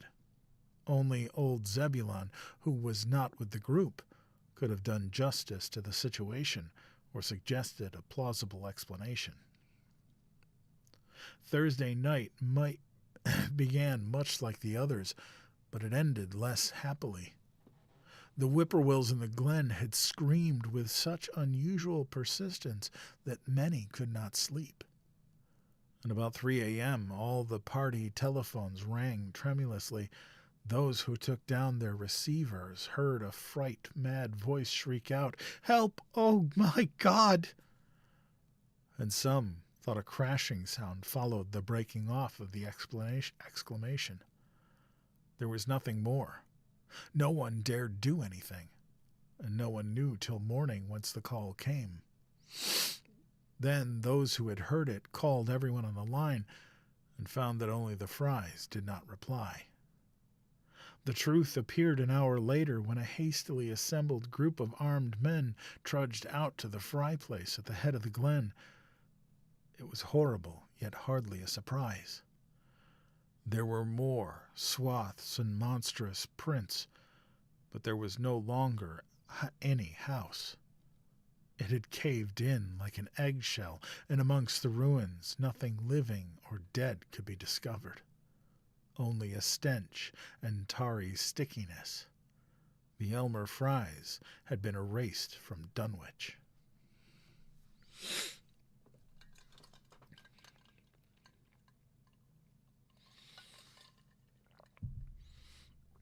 Yeah, he has his way with words, but man, does he use some strange words that I don't think anybody ever uses, even back then.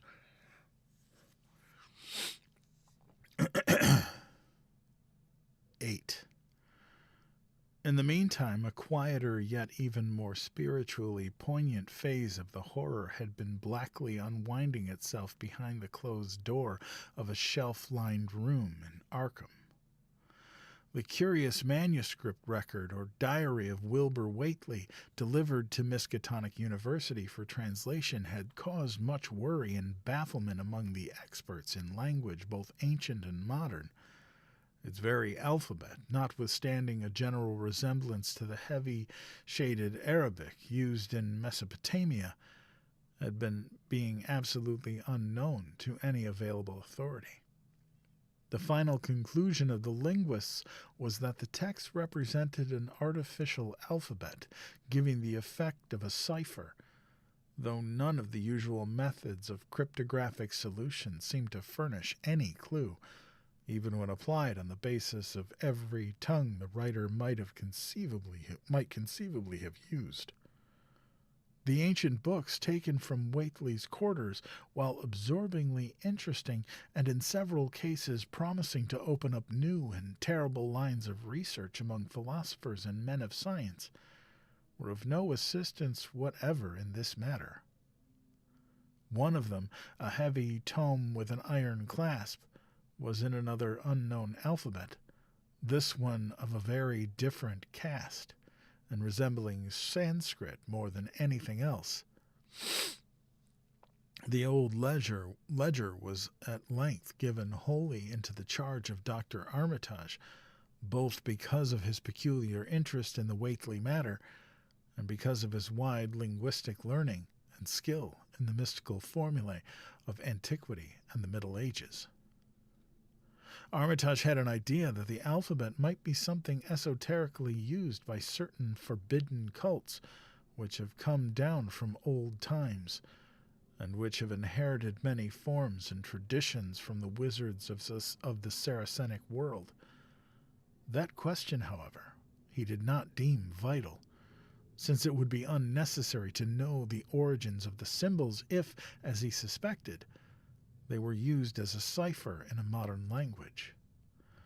It was his belief that, considering the great amount of text involved, the writer would scarcely have wished the trouble of using another speech than his own, save perhaps in certain special formulae and incantations.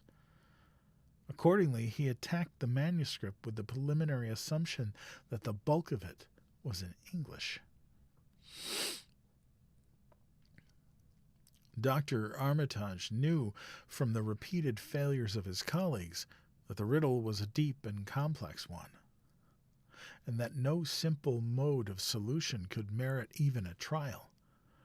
All through late August he fortified himself with the mass lore of cryptography, drawing upon the fullest resources of his own library, and wading night after night amidst the arcana of Trithimus Polygrapha.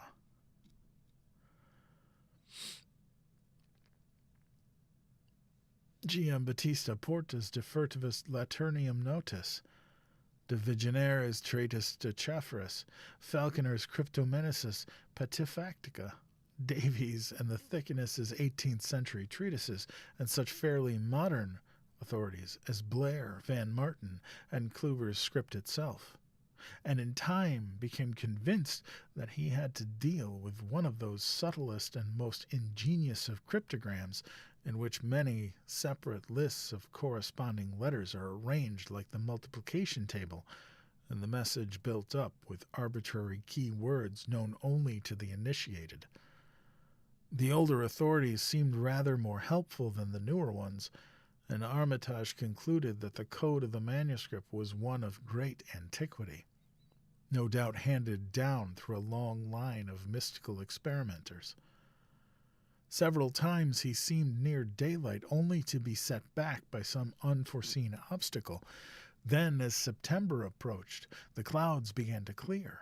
Certain letters, as used in certain parts of the manuscript, emerged definitely and unmistakably, and became obvious that the text was indeed English. On the evening of September 2nd, the last major barrier gave way, and Dr. Armitage read for the first time a continuous passage of Wilbur Whately's annals. It was in truth a diary, as all had thought, and it was couched in a style clearly showing the mixed occult erudition and general illiteracy of the strange being who wrote it. Almost the first long passage that Armitage deciphered, an entry dated November 26, 1916, proved highly startling and disquieting. It was written, he remembered, by a child of 3.5 who looked like a lad of 12 or 13. Today learned the Aklu for the Sabbath. It ran, which did not like in being answerable from the hill and not from the air, that upstairs more ahead of me than I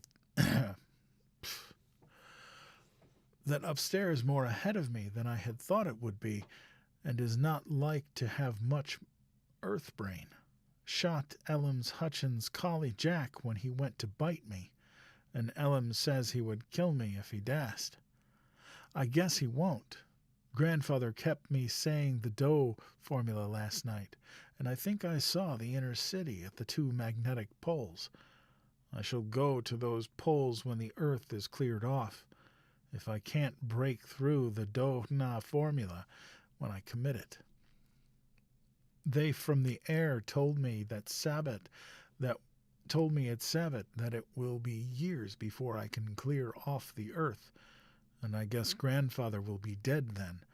So I shall have to learn all the angles of the planes and all the formulas between yer and nurger.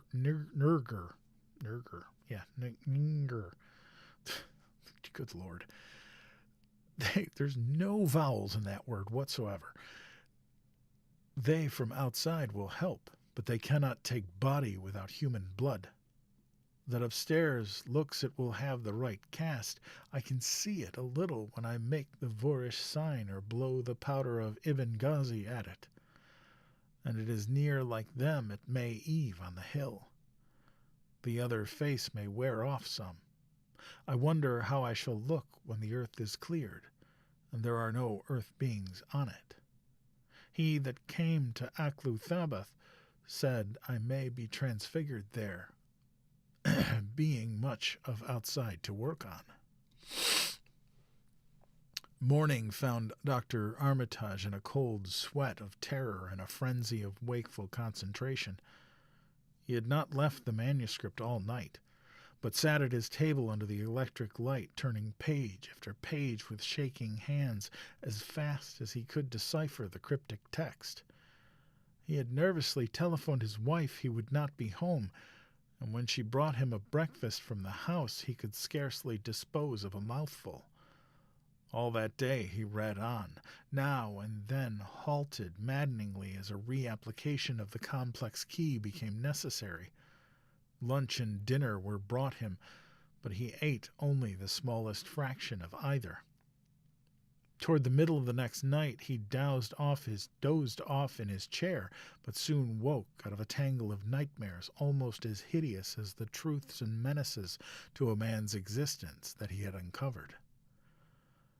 On the morning of September 4th, Professor Rice and Dr. Morgan insisted on seeing him for a while, and departed trembling and ashen gray. That evening he went to bed, but slept only fitfully. Wednesday, the next day, he was back at the manuscript, and began to take copious notes both from the current sections and from those he had already deciphered. In the small hours of that night he slept a little in an easy-chair in his office, but was at the manuscript again before dawn. Some time before noon his physician, Dr. Hartwell, called to see him and insisted that he cease work. He refused, intimating that it was of the most vital importance for him to complete the reading of the diary and promising an explanation in due course of time. That evening, just as twilight fell, he finished his terrible perusal and sank back exhausted. His wife, bringing his dinner, found him in a half-comatose state, but he was conscious enough to warn her off with a sharp cry when he saw her eyes wander toward the notes he had taken. Weakly rising, he gathered up the scribbled papers and sealed them all in a great envelope, which he immediately placed in his inside coat pocket. He had sufficient strength to get home, but was so clearly in need of medical aid that Dr. Hartwell was summoned at once. As the doctor put him onto bed, he could only mutter over and over again, "But what in God's name can we do?" Dr. Armitage slept, but was partly delirious the next day. He made no explanations to Hartwell, but in his calmer moments spoke of the imperative need of a long conference with Rice and Morgan. His wilder wanderings were very startling indeed, including frantic appeals that something in a boarded-up farmhouse be destroyed, and fantastic references to some plan for the extirpation of the entire human race and all animal and vegetable life from the earth by some terrible elder race of beings from another dimension. He would shout that the world was in danger since the elder things wished to strip it and drag it away from the solar system and cosmos of matter into some other plane or phase of entity from which it had once fallen. At other times he would call for the dreaded Necronomicon and the Demonstress of Regimus, in which he seemed hopeful of finding some formula to check the peril he conjured up. "Stop them! Stop them!" he would shout. "Those Whateleys meant to let them in. And the worst of all is left. Tell Rice and Morgan we must do something. It is a blind business, but I know how to make the powder. It hasn't been fed since the 2nd of August, when Wilbur came here to his death, and at that rate." But Armitage had a sound physique despite his 73 years, and slept off his disorder that night without developing any real fever.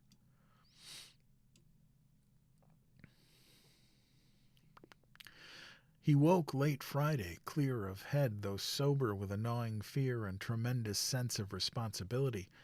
Saturday afternoon he felt able to go over to the library and summon Rice and Morgan for a conference.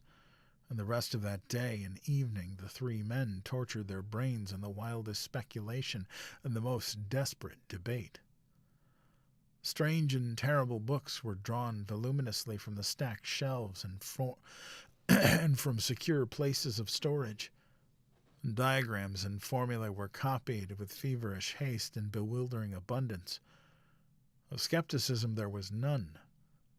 All three had seen the body of Wilbur Whately as it lay on the floor in a room of that very building, and after that none of them could feel even slightly inclined to treat the diary as a madman's raving. Opinions were divided as to notifying the Massachusetts State Police, and the negative finally won. There were things involved which simply could not be believed by those who had not seen a sample, as indeed was made clear during certain subsequent investigations. Late at night the conference disbanded without having developed a definite plan. But all day Sunday Armitage was busy comparing formulae and mixing chemicals obtained from the college laboratory. The more he reflected on the hellish diary, the more he was inclined to doubt the efficacy of any material agent in stamping out the entity which Wilbur Whately had left behind him. The earth-threatening entity, unknown to him, was to burst forth in a few hours and become the memorable Dunwich Horror. Monday was a repetition of Sunday, with Dr. Armitage for the task in hand requiring an infinity of research and experiment. Further consultations of the monstrous diary brought about various changes of plan, and he knew that even in the end a large amount of uncertainty must remain. By Tuesday he had a definite line of action mapped out, and believed he would try a trip to Dunwich within a week. Then on Wednesday the great shock came. Tucked obscurely away in a corner of the Arkham Advertiser was a facetious little item from the Associated Press, telling what a record-breaking monster of bootleg whiskey of Dunwich had raised up. Armitage, half-stunned, could only telephone for Rice and Morgan. Far into the night they discussed, and the next day was a whirlwind of preparation on the part of them all. Armitage knew he would be meddling with terrible powers, yet saw there was no other way to annul the deeper and more malign meddling which others had done before him.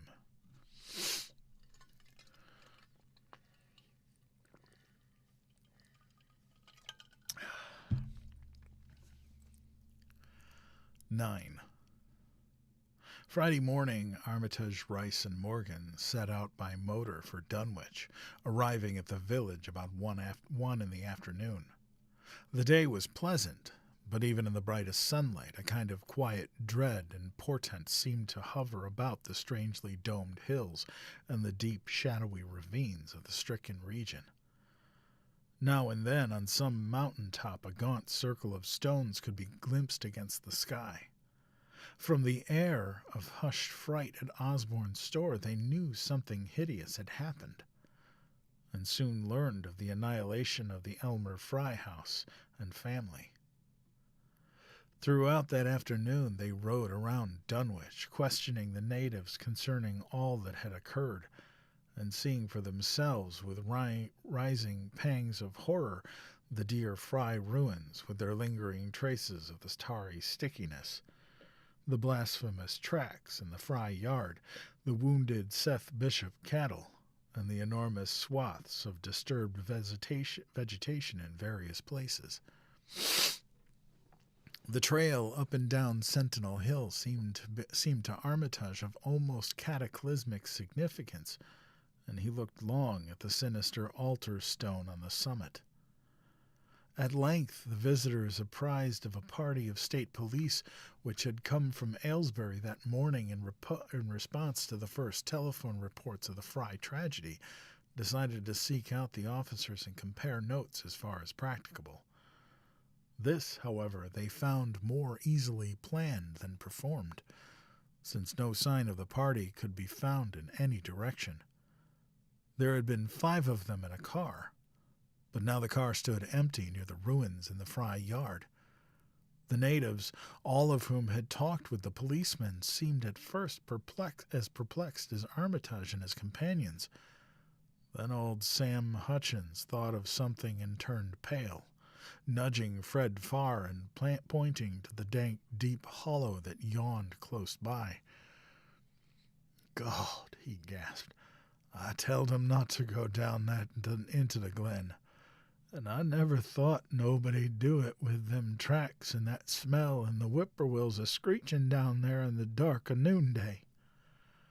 A cold shudder ran through natives and visitors alike, and every ear seemed strained in a kind of instinctive, unconscious listening. Armitage, now that he had actually come upon the horror in its monstrous work, trembled with the responsibility he felt to be his. Night would soon fall, and it was then that the mountainous blasphemy lumbered upon its eldritch course.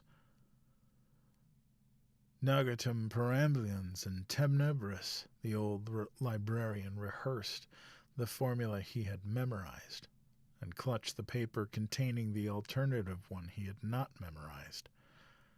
He saw that his electric flashlight was in working order. Rice beside him took from a valise a metal sprayer of the sort used in combating insects, whilst Morgan uncased the big game rifle in which he relied despite his colleague's warnings that no material weapon would be of help. Armitage, having read the hideous diary, knew painfully well what kind of a manifestation to expect. But he did not add to the fright of the Dunwich people by giving them any hints or clues. He hoped that it might be conquered without any revelation to the world of the monstrous thing it had escaped. As the shadows gathered, the natives commenced to disperse homeward, anxious to bar themselves indoors despite the present evidence that all human locks and bolts were useless before a force that could bend trees and crush houses when it chose. They shook their heads at the visitors' plan to stand guard at the Fry ruins near the glen, and as they left, had little expectancy of ever seeing the watchers again. There were rumblings under the hills that night, and the whippoorwills piped threateningly. Once in a while a wind sweeping up out of Cold Spring Glen would bring a touch of ineffable fetor to the heavy night air, such a fetor as all 3 of the watchers had smelled once before, when they stood above a dying thing that had passed for 15 years and a half as a human being. But the looked-for terror did not appear. Whatever was down there in the glen was biding its time, and Armitage told his colleagues it would be suicidal to try to attack it in the dark. Morning came wanly, and the night sounds ceased.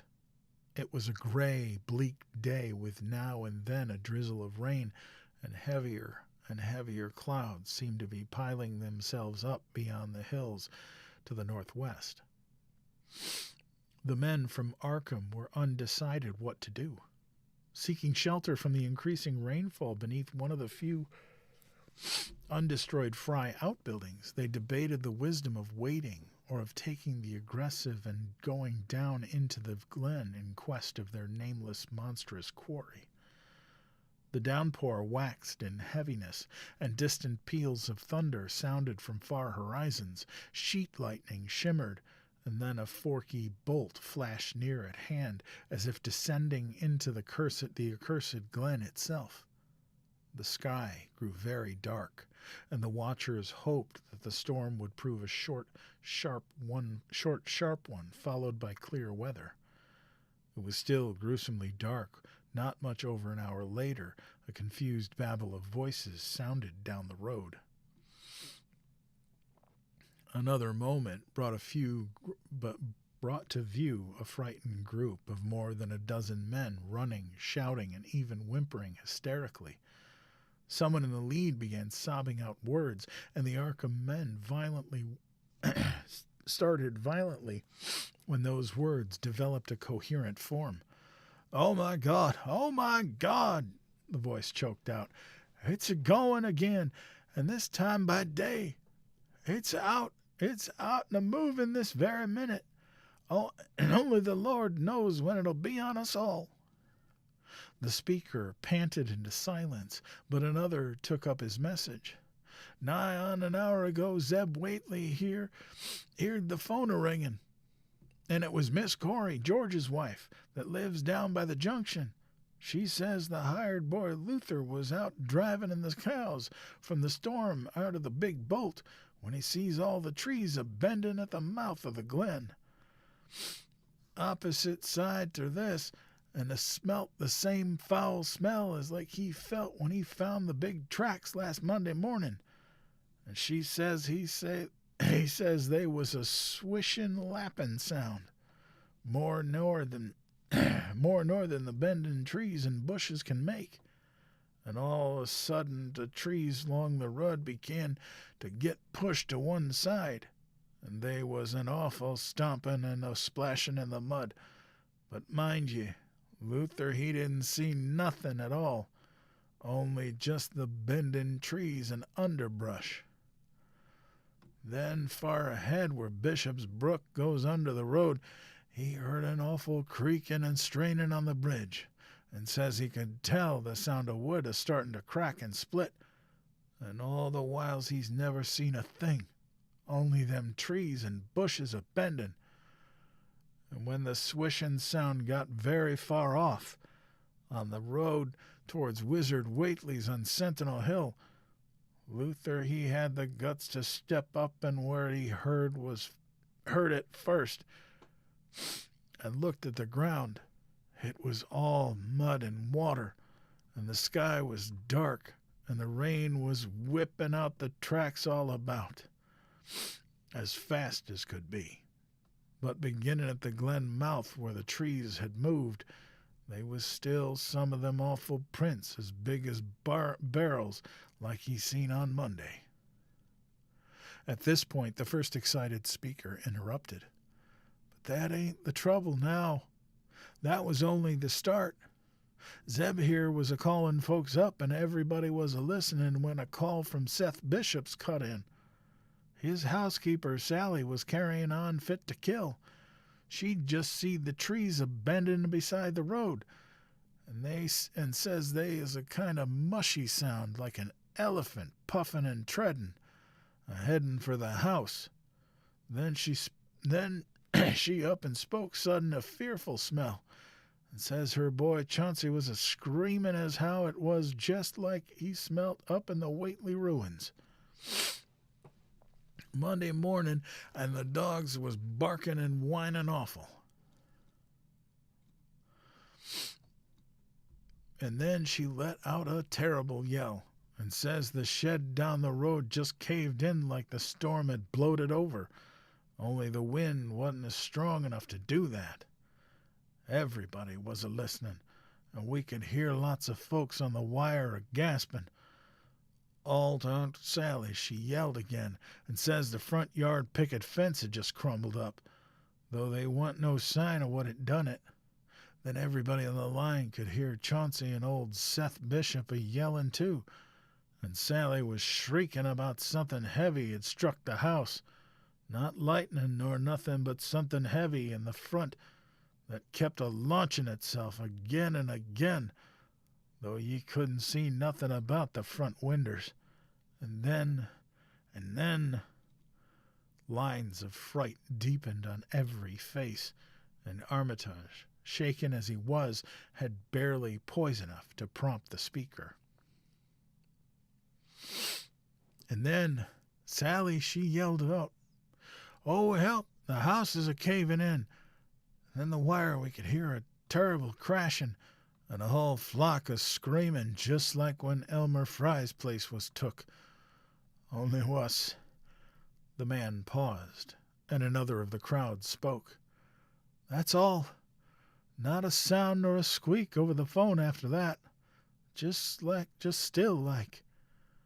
What we heard, it got out Fords and wagons and rounded up as many able-bodied menfolks as we could get at Corey's place and come up here to see what you thought best to do.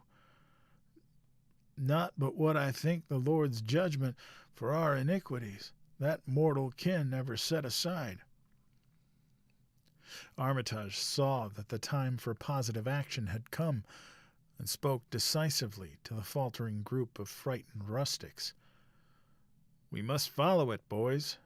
He made his voice as reassuring as possible. "I believe there's a chance of putting it out of business. You men know that those Whateleys were wizards. Well, this thing is a thing of wizardry, and must be put down by the same means. I've seen Wilbur Whately's diary and read some of the strange old books he used to read, and I think I know the right kind of spell to recite to make the thing fade away. Of course, one can't be sure, but we can always take a chance. It's invisible. Knew it would be. But there's powder in this long-distance sprayer that might make it show up for a second. Later on, we'll try it. It's a frightful thing to have alive, but it isn't as bad as what Wilbur would have let in if he lived longer. You'll never know what the world escaped. Now we've only this one thing to fight, and it can't multiply. It can, though, do a lot of harm, so we mustn't hesitate to rid the community of it. We must follow it. And the way to begin is to go to the place that was just been wrecked. Let somebody lead the way. I don't know your roads very well, but I've an idea there might be a shortcut across the lots. How about it?" The men shuffled about for a moment, and then Earl Sawyer spoke softly, pointing with a grimy finger through the steadily lessening rain.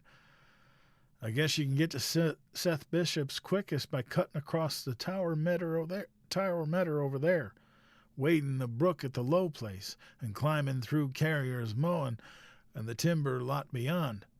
That comes out in the upper road mighty nigh Seth's, and a little to the other side." Armitage, Rice, and Morgan started to walk in the direction indicated, and most of the natives followed slowly.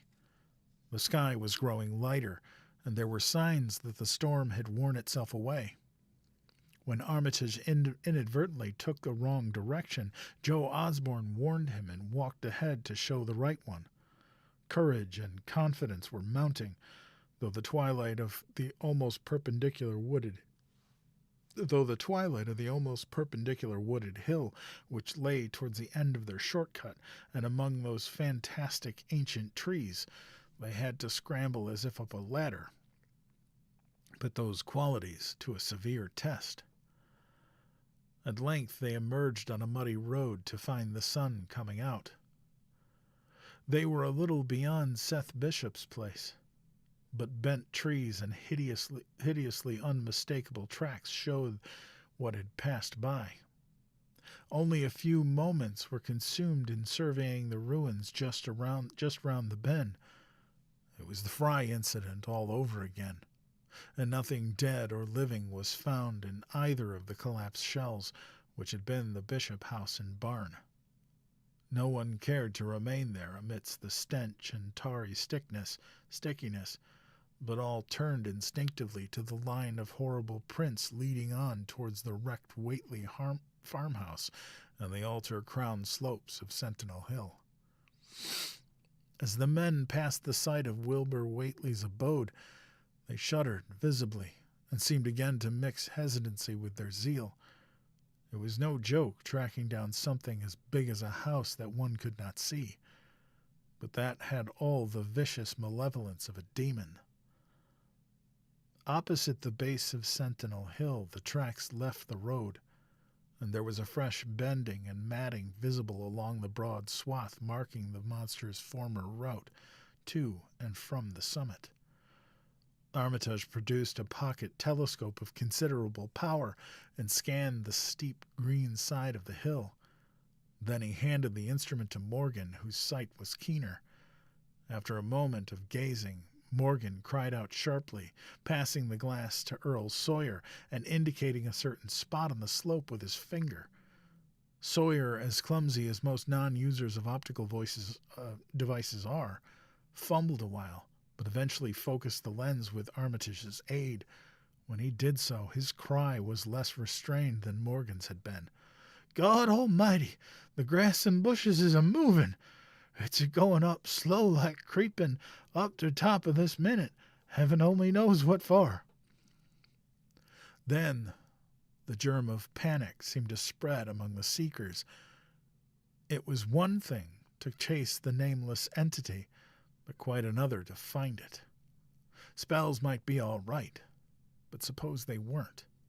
Voices began questioning Armitage about what he knew of the thing, and no reply seemed quite to satisfy. Everyone seemed to feel himself in close proximity to phases of nature and of being utterly forbidden, and wholly outside the sane experience of mankind.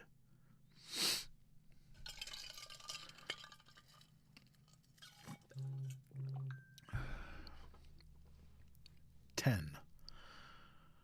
In the end, the three men from Arkham, old, white-bearded Dr. Armitage, stocky, iron-gray Professor Rice, and lean, youngish Dr. Morgan, ascended the mountain alone. After much patient instructing regarding its focusing and use, they left the telescope with the frightened group that remained in the road, and as they climbed, they were watched closely by those among whom the glass was passed around. It was hard going, and Armitage had to be helped more than once. High above the toiling group, the great swath trembled as its hellish maker repassed with snail-like deliberateness. Then it was obvious that the pursuers were gaining. Curtis Whately of the undecayed branch was holding the telescope when the Arkham party detoured radically from the swath. He told the crowd that the men were evidently trying to get to a subordinate peak which overlooked the swath at a point considerably ahead of where the shrubbery was now bending. This indeed proved to be true, and the party were seen to gain the minor elevation only a short time after the invisible blasphemy had passed it. Then Wesley Corey, who had taken the glass, cried out that Armitage was adjusting the sprayer which Rice held, and that something must be about to happen. The crowd stirred uneasily, recalling that his sprayer was expected to give the unseen horror a moment of visibility. 2 or 3 men shut their eyes, but Curtis Whately snatched back the telescope and strained his vision to the utmost. He saw that Rice, from the party's point of advantage above and behind the entity, had an excellent chance of spreading the potent powder with marvelous effect. Those without the telescope saw only an instant's flash of gray cloud, a cloud about the size of a moderately large building, near the top of the mountain. Curtis, who held the instrument, dropped it with a piercing shriek into the ankle-deep mud of the road. He reeled and would have crumbled to the ground had not 2 or 3 others seized him and steadied him. All he could do was moan half inaudibly, "Oh, great God, that... There was a pandemonium of questioning, and only Henry Wheeler thought to rescue the fallen telescope and wipe it clean of mud. Curtis was past all coherence, and even isolated replies were almost too much for him. "Bigger'n a barn. All made of squirmin' ropes. Whole thing sort of shaped like a hen's egg, bigger than anything, with dozen legs, like hogs' heads, that half shut up when they step. Nothing solid about it, all jelly-like, and made of syrup, wriggling ropes. Separate wriggling ropes pushed close together. Great bulging eyes all over it, 10 or 20 mouths of trunks of sticking about all along the sides, big as stovepipes on an all a tossin' opening and shutting, all gray, with kind of blue and purple rings. And God in heaven, that half face on top." This final memory, whatever it was, proved too much for poor Curtis, and he collapsed completely before he could say more. Fred Farr and Will Hutchins carried him to the roadside and laid him on the damp grass. Henry Wheeler, trembling, turned the rescued telescope on the mountain to see what he might. Through the lenses were discernible 3 tiny figures apparently running towards the summit as fast as the steep incline allowed. Only these, nothing more. Then everyone noticed a strangely unseasonable noise in the deep valley behind, and even in the underbrush of Sentinel Hill itself. It was the piping of unnumbered whippoorwills.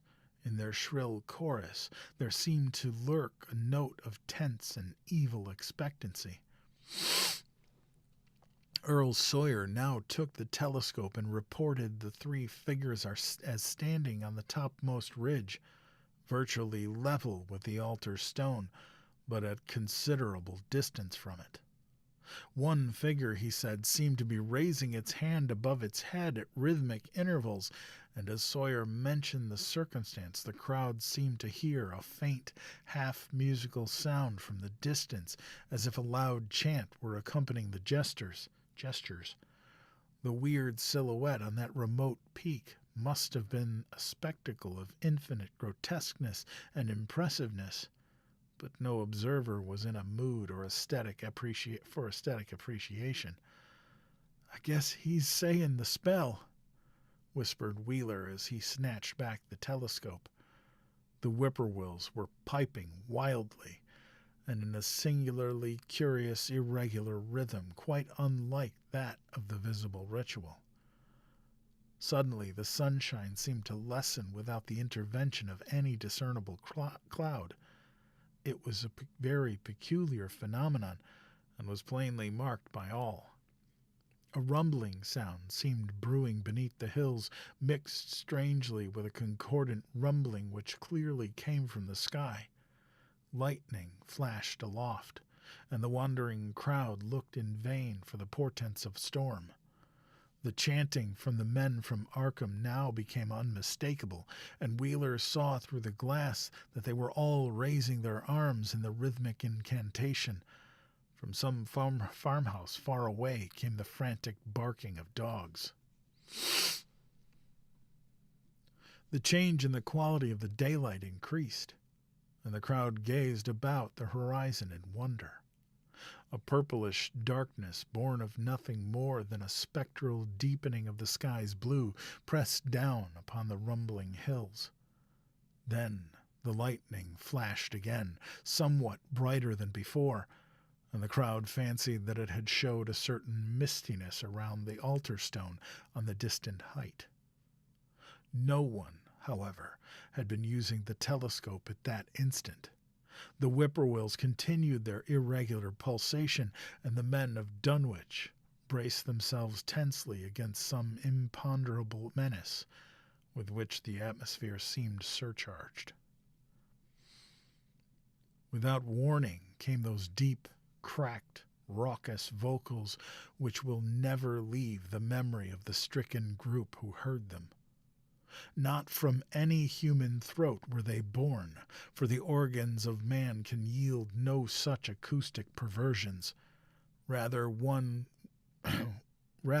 one have said they came from the pit itself, had not their source been so unmistakably the altar stone on the peak.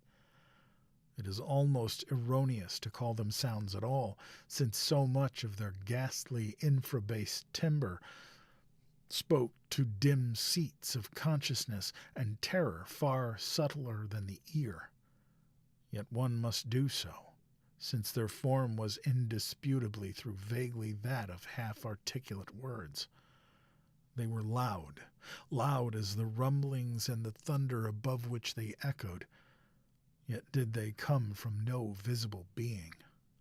And because imagination might suggest a conjectural source in the world of non-visible beings, the huddled crowd at the mountain's base huddled still closer and winced as if in expectation of a blow.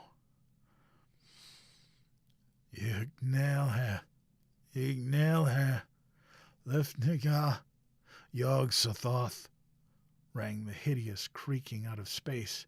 Yib Inth, Het Rakonos. The speaking impulse seemed to falter, as if some frightful psychic struggle were going on. Henry Wheeler strained his eye at the telescope, but saw only the three grotesquely silhouetted human figures on the peak, all moving their arms furiously in strange gestures as their incantation drew near its culmination.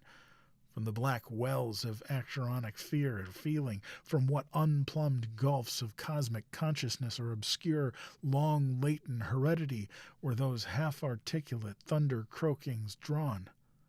Presently they began to gather renewed force and coherence as they grew in stark, utter, ultimate frenzy.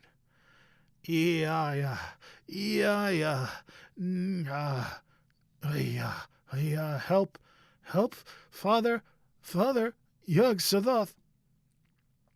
But that was all.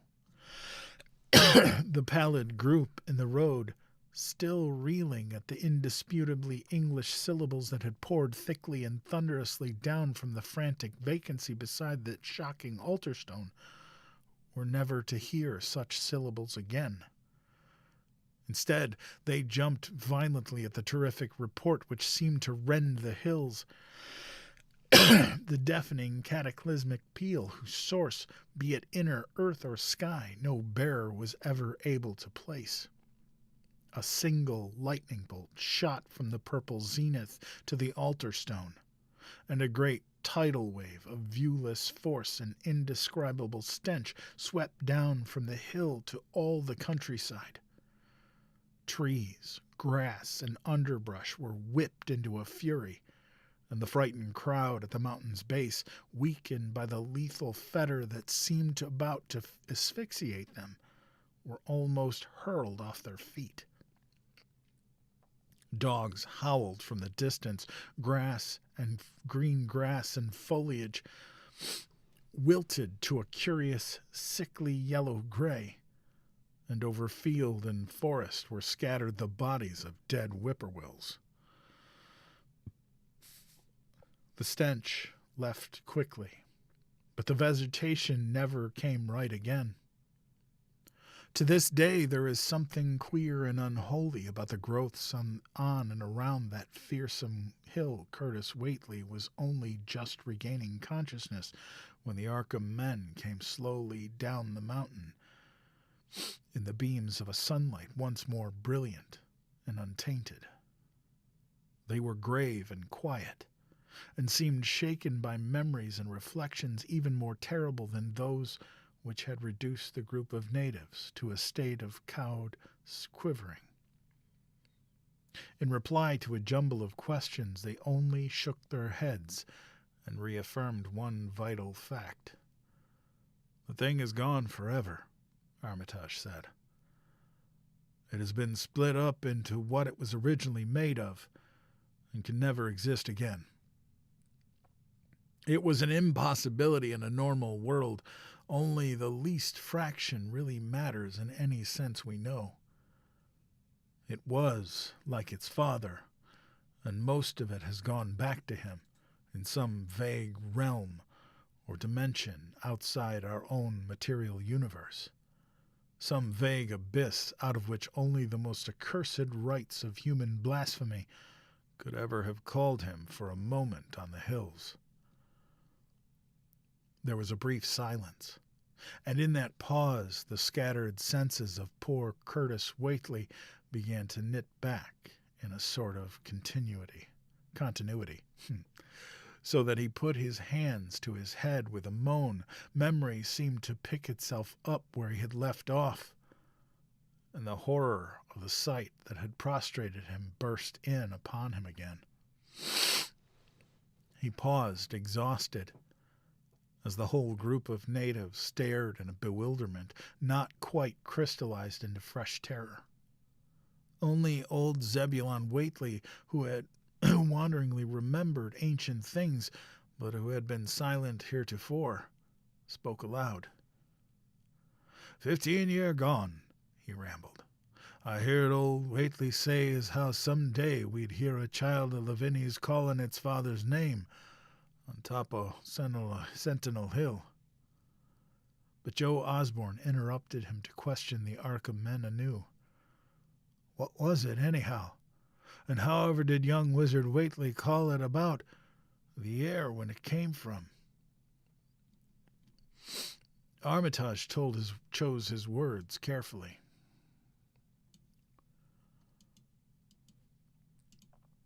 It was mostly a kind of force that doesn't belong in our part of space. A kind of force that acts and grows and shapes itself by other laws than those of our sort of nature. We have no business calling in such things from outside. Only very wicked people and very wicked cults ever try to. There was some of it in Wilbur Whately himself, enough to make a devil and precocious monster of him, out of pretty terrible, to make his passing a pretty terrible sight. I'm going to burn his accursed diary, and if you men are wise, you'll dynamite that altar stone up there, and pull down all the rings of standing stones on the other hills. Things like that brought down the beings those Whateleys are so fond of.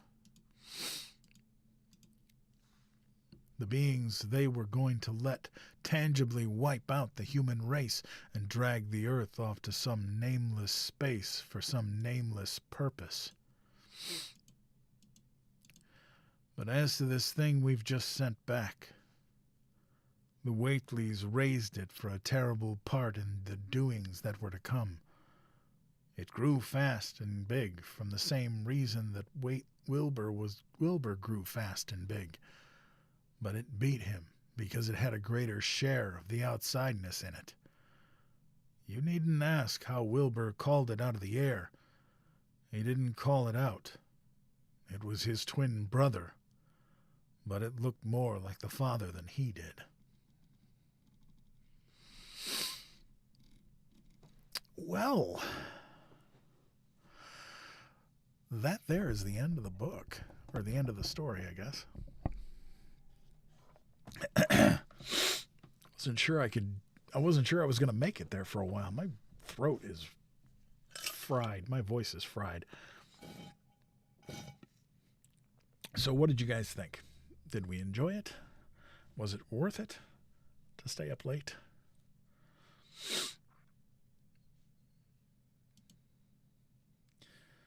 I'm glad you guys enjoyed it.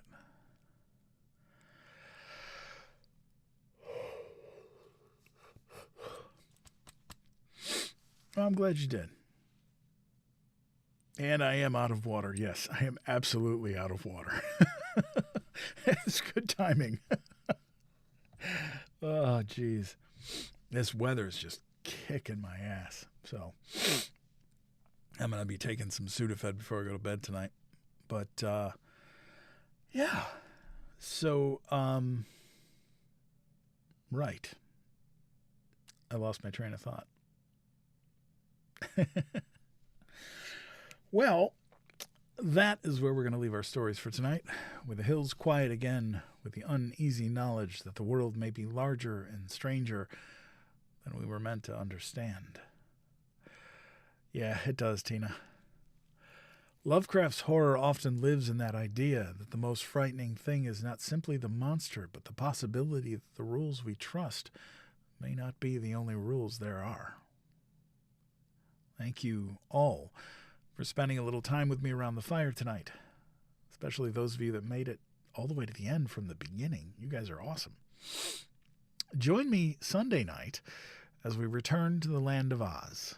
We followed Dorothy down the yellow brick road before, and now we're going back. This time for a new adventure in the marvelous land of Oz by L. Frank Baum. We'll be doing that over the course of Sunday, Monday, Wednesday, and Friday, and that should be fun. That should be fun.